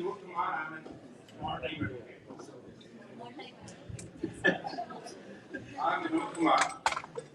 I'm practicing the word he was using it, which we don't find in Sanskrit. We have been talking about the change of institutions, of the system, of the process by bringing ancient wisdom. So much of ancient wisdom is being taught. The judges are missing society. We as students of law have never been taught Mahabharata. We as students of law have never been told Mimamsa rule of interpretation. We have not been told the word Shiksha. How many of us know the actual meaning of Shiksha as provided in ancient wisdom? So, जब शिक्षा समग्र नहीं है आज के माहौल में, मुझे ये नहीं पता कि मेरा अभिप्राय क्या है, मेरा निश्चय क्या है, कि what I am looking for, the technology, anything other than me is being taught to me, but me is not being taught to me. That who am I? So unless and until the ancient wisdom is made part of the curriculum, to the extent that minimum ancient texts are taught in law schools, talking of change of system will be meaningless. That's right. So yours is not a question, it is a suggestion. Yeah, let me take an suggestion. You want to please? Sir, suggestion is valid. Now look at what we have to look at is implementation. The suggestions are many. My simple suggestion, request to you. Request Bar Council of India that when it comes to approval of the LLB courses, courses to them and approval of them, there should be a precondition. This should be there, number one. And when it comes to the exam for practicing for the lawyer, 40% courses must be from there. सब पढ़ेंगे. There is an incentive, people will work for it. आप इसको as a story book या fiction की तरह पढ़ेंगे, कोई time नहीं लगाएगा. तो मैंडेटरी कर दीजिए. कोई भी LLB कोर्स तभी अप्रूव होगा when it will have the certain percentage in following text. और LLB प्रैक्टिस के एग्जाम के लिए भी, क्योंकि मॉरल वैल्यूज तो वहीं से आ रही है, यहाँ से तो मैकेनिक सीख रहे हो, तो मॉरल वैल्यूज के लिए ये कोर्स इनबिल्ट होंगे. और अगर मान लीजिए 100 क्वेश्चन है तो 30 क्वेश्चन इस बेस पे होंगे, सब पढ़ने लग जाए, समाज सुधर जाए. 30 क्वेश्चन इस बेस पे होंगे, सब पढ़ने लग जाए, समाज सुधर जाए. चैनल लॉस्ट्रीट आ रहे हैं. सर मेरा सवाल ढींगरा सर से है. सर हम लोग इतना अच्छा जो टॉपिक है प्राचीन ज्ञान और आज का समाधान, इतने स्टूडेंट्स भी यहाँ पर हैं, इतनी पुरानी बातें बहुत शायद हमने पहली बार इतना अच्छा सुना. लेकिन अभी हाल फिलहाल जो हम सुनते आ रहे हैं वो हम राम राज्य की बात सुनते आ रहे हैं. और अगर हम प्राचीन ज्ञान की बात करें और राम राज्य की बात ना करें तो शायद आज का ये जो टॉपिक है मुझे अधूरा सा लगता है. तो क्या आपका विचार है इस पर कि हम राम राज्य के जो उस वक्त के जो कानून हैं उस पर हम कैसे आज इम्प्लीमेंट कर सकते हैं? Thank you. आप चाहे राम राज्य कहिए या धर्म का शासन कहिए, बात एक ही. राम राज्य का अर्थ भी वही है कि धर्म का शासन और न्याय की व्यवस्था जो धर्म पर आधारित. धर्म के हमारे शास्त्रों में 10 लक्षण दिए गए हैं जो आप पढ़ेंगे तो प्राप्त होंगे, जिसमें सत्य बोलना, अस्तेय चोरी न करना, क्रोध न करना, इस तरह 10 लक्षण है. और इसका मूल जो है कि दूसरों के साथ वही व्यवहार करो जो आप अपने साथ चाहते हो. तो अगर हम ये चाहते हैं कि हमारे देश में न्याय हो तो हर व्यक्ति को उसके लिए प्रयत्न करना होगा, अपने स्तर पर, अपने परिवार के स्तर पर. हम कहेंगे देखिए हम तो जो है वही है कि भगत सिंह पैदा हो तो पड़ोसी के यहाँ पैदा हो, मेरे यहाँ नहीं पैदा हो, तो वो चीज नहीं चलेगी. तो आपको अगर आप कोई भी परिवर्तन चाहते हैं तो शुरुआत तो अपने से ही करनी है. ये नहीं कि मीठा मीठा हक करवा करवत हो.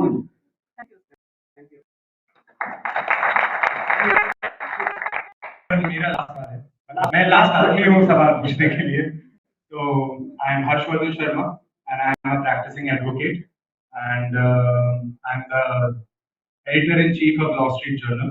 So मेरा सवाल आप लोगों से ये है, सारे पैनलिस्ट के लिए है, and thank you for giving me this.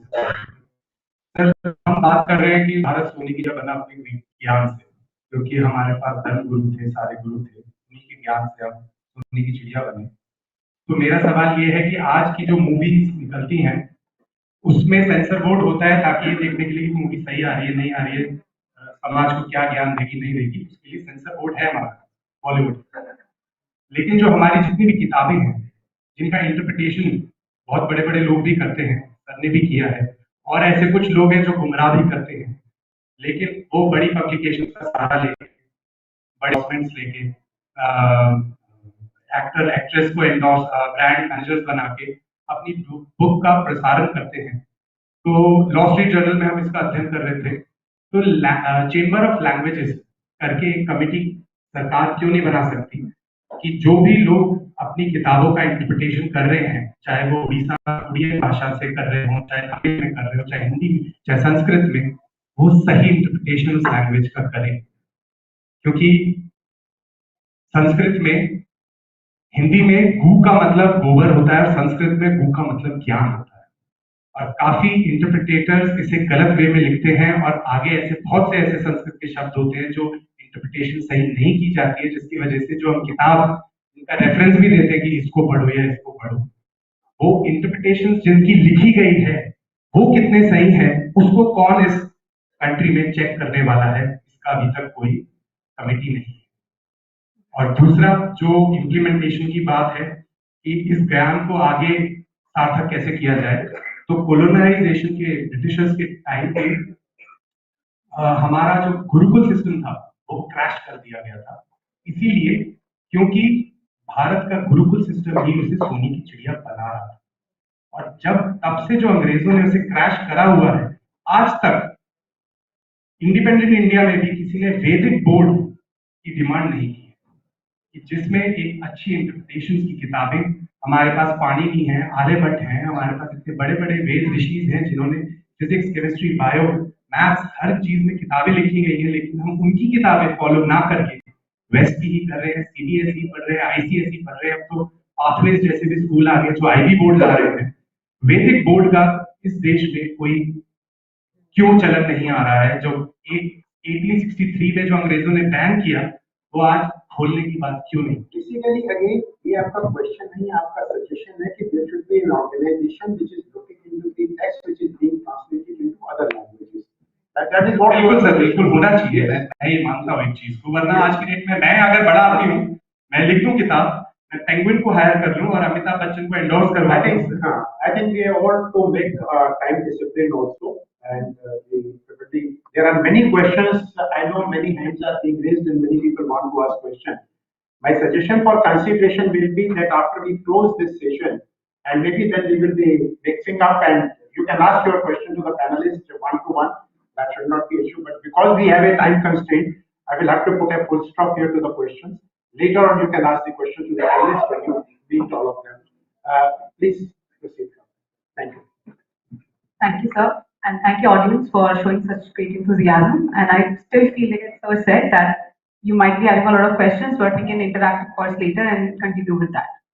Now, I would request Mr. Vijay Kumar Gupta, the brain behind this event, to present our honorable chief guest, panelists, and guests with handpicked books curated by Samay Yaan.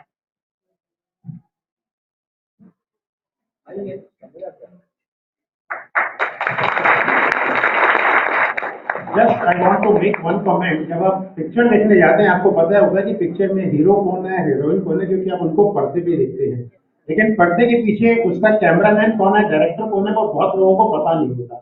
तो आज का जो programme है, अगर मैं उनके director की बात करूं, it is mister Vijay Kumar Gupta, who has organized this program, and हम सबको इकट्ठा करने का जो सारा क्रेडिट है वो इन्हीं को जाता है। And incidentally, today he is also celebrating his birthday. Happy birthday!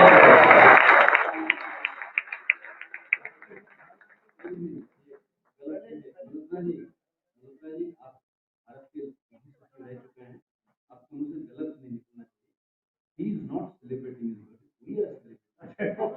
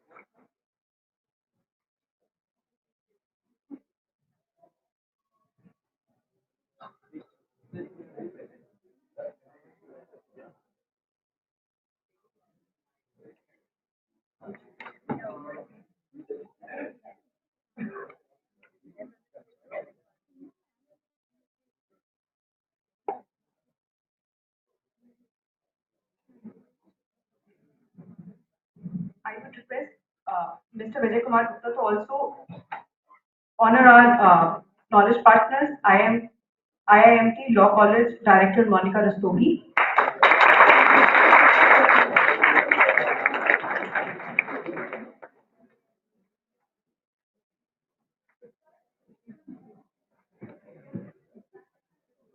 Thank you.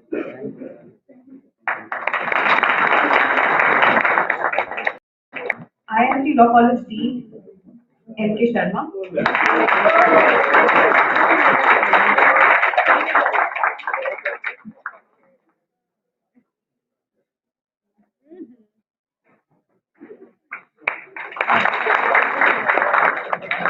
Our media partner, the LawStreet Journal, Mr. Harshvardhan Sharma.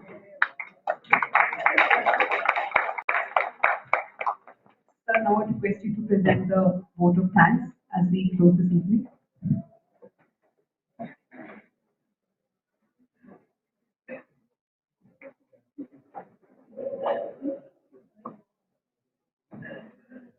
Distinguished panelists and wonderful audience, I just like to apprise you how we have been doing this program year after year for more than 2 years. And Shri B.K. Malhotra, Shri Justice Dhingra, and Dr. Anup Pujari, he has been my boss also, and he has also been participating for more than 10 years. And unfortunately, today our guardian and patron and mentor, Professor Upendra Bakshi, has taken it. He is not here. We are feeling his absence. And Professor B.T. Kaul, who has always been accompanying us, he has also fallen sick and he is not. We have always been, judicial accountability has always agitated us. And हमें लगता था कि because it's a fashion not to speak against judiciary and media. अगर आप insider हैं तो you know how judiciary works and how media works. I have been insider because I have been a bureaucrat all my years and then have 6-7 years of experience in Supreme Court as a government panel advocate and I have seen it through.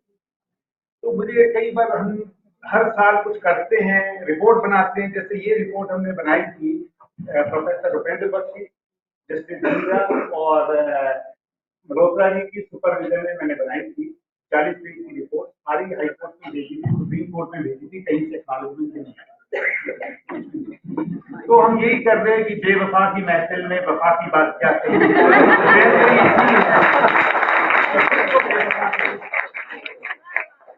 लेकिन मुझे इस बात का संतोष है कि समय यान की मीटिंग में आज एक नया आइडिया निकल के आ गया कि दी नो कॉन्स्टिट्यूशन चाहिए, बेसिक स्ट्रक्चर की थ्योरी। हम पिंकी बैठे और जूरिस्ट बैठे हैं, मुझे नहीं मालूम हाउ दे रिएक्ट, एडवोकेट्स बैठे हैं, learning advocate, dear secretary in our audience, in our audience, how they react और how the law students will react, law students लेकिन basic structure has been had so settled है, इसके बारे में तो बात ही नहीं करेंगे। I am listening for the first time in public audience where are you agreeing with the idea, sir? Basic structure theory is not in consonance with the spirit of the constitution as propounded by our constitution makers, our founding fathers. आप देखें पिंकी जी कि basic structure के बारे में तो ऐसा amendment of constitution जो उनका एक कुरान के ऊपर जैसे बोलना कुछ है, लेट्स से नहीं उसी तरह बेसिक स्ट्रक्चर के ऊपर बोलना था। I was reading Constituent Assembly debates में शौक से पढ़ता हूँ। K.T. Shah has written, courts should interpret law as it is written. They should not have any freedom to interpret. This is what our founding fathers said. Loknath Mishra in Constituent Assembly said, we now, after 1,000 years, our suppressed soul has found expression. So we should amend our laws and we should have our laws accordingly. But he was overruled in the Constituent Assembly. तो मेरा ये कहने का मतलब है कि मुझे ये बहुत खुशी है कि डीनो कॉन्स्टिट्यूशन का कंसेप्ट शुरू हुआ है। Let us it's a great satisfaction for me because first time I heard of judicial accountability by PC Alexander in Bombay. He was governor of Maharashtra and इसको अदरवाइज जुडिशियल के बारे में कोई बात ही नहीं करता। आपने किसी जज को जेल जाते हुए देखा है कभी? किसी जज के अगेंस्ट एक्शन होते हुए देखा है? He has been my boss, Dr. Anup Pujari, and he is teaching faculty in Harvard also. If he somebody is not satisfied with it, he will write to the Prime Minister, he will write to his minister, he will go to the court. लेकिन मैं अगर magistrate के order से satisfy नहीं तो मैं किसके पास जाऊँ? एक एफिडेविट फाइल करना पड़ता है, फिर हाईकोर्ट का जज फैसले करते हैं कि उसके अगेंस्ट एक्शन होगा कि नहीं होगा, और मेरे अगेंस्ट एक्शन होने का बड़ा चांस है। 3 साल पहले मैंने ये क्वेश्चन रेज किया था सर, अगर आपको याद हो, क्योंकि डॉक्टर पुजारी जी यहाँ हैं, मल्होत्रा साहब जी, मैं केस कर रहा हूँ एक विडो का केस, 23 साल पहले हस्बैंड डाइड, 1 लाख की इंश्योरेंस है, जिसके लिए स्टेट ट्रिब्यूनल, डिस्ट्रिक्ट ट्रिब्यूनल और नेशनल कंज्यूमर फोरम में केस पड़ा हुआ है। नो बॉडी इज देयर, और उसको क्यों नहीं हो रहा? अगर किसी ब्यूरोक्रेट का होता, मैं पीएम की वेबसाइट पे जाके कंप्लेंट करता, महीने के अंदर रिड्रेसल होता। So this is the state of affairs. Nobody talks of judicial accountability. My lordship, my lordship. एक तो anyway, I don't want to say anything. But my job is to promote vote of thanks and grateful sir. हमारे बीच में मल्होत्रा जी और justice Dhingra और doctor पुजारी हमारे पुराने साथी हैं और सालों से आ रहे हैं। तो एक एग्जाम्पल आपको दूंगा कि इनका 10-12 साल पुराना लेटर डॉक्टर पुजारी का, when he has written as a secretary to the government to the law ministry कि वीडियोग्राफी होनी चाहिए सुप्रीम कोर्ट में, ट्रांसपेरेंसी होनी चाहिए। इंसिडेंटली ये लेटर मेरी रिपोर्ट में था पुरानी।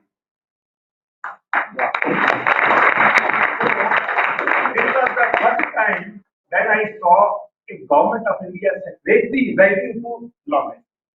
Otherwise, in our audience, we have secretaries to the government, and incidentally, Mr. Vinay Shankar is a 1963 batch IAS officer who retired as secretary. No secretary would write this to the law ministry that there should be transparency in videography. I am grateful, sir, that you have been espousing the cause of judicial accountability for a long time. प्रेम मल्होत्रा जी हमारे अपने हैं, हम इकट्ठे पढ़ते थे, 50 साल की association है, धिंगरा जी से भी 50 साल की एसोसिएशन है। सरदाना साहब से पहली बार मुलाकात हुई है, पर वीडियो हमने देखे हैं इनके, और I am really grateful to such wonderful panelist, and we have come to know about Smriti, about Shastra, Adipat, and so much Yajnavalk and Yajnavalk Smriti and Yudhishthira Jet Samvad, wherein Dharma has been propounded.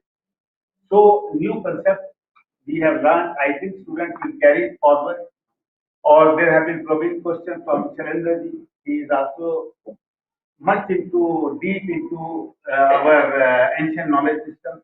Incidentally, Vivek Debroy, who happens to be chairman of Prime Minister's Advisory Committee, his great contribution to the Indian ancient knowledge system is unparalleled. He has translated critical edition of Mahabharata, which has been prepared by Bhandarkar Oriental Institute from 1916 to 1966 for 50 years. This is one translation in 22.5 million words, 10 volumes. There are other translations also. Critical edition of Ramayana, prepared by Baroda Oriental Institute, Baroda. That is a great contribution. There are so many Brahma Sutra, Puranas that are mentioned. In ancient knowledge system, there has been great contribution. Similarly, there have been great contributions by our panelists also. So I will request students to go to YouTube, because you have ready access to all this material. Read from Sanskrit. He learned Sanskrit at the age of 50. And Sanskrit, still in Vedas, in Upanishads, we have a lot of wisdom which we are unable to earn. And unfortunately, the foreign university in Chicago, that is the biggest library of Sanskrit literature, we don't. I am grateful, sir, and wonderful audience who have listened so patiently, and there was no seat available. I am really grateful once again that you have learned and you have listened so patiently. My grateful regards, and we will continue to do it year on year. I will request Bharati, who is now we are passing baton to her, and so that every year we have this program. She is standing there, right there, and she will continue to revise us from next year. Every year we will have, and we know Constitution, the concept we will propound. It has been propounded by the public, by the audience. It gets some acceptance. An idea is germinated. Let it take 20 years. 2047 में तो हम बनाते नहीं Constitution. Thank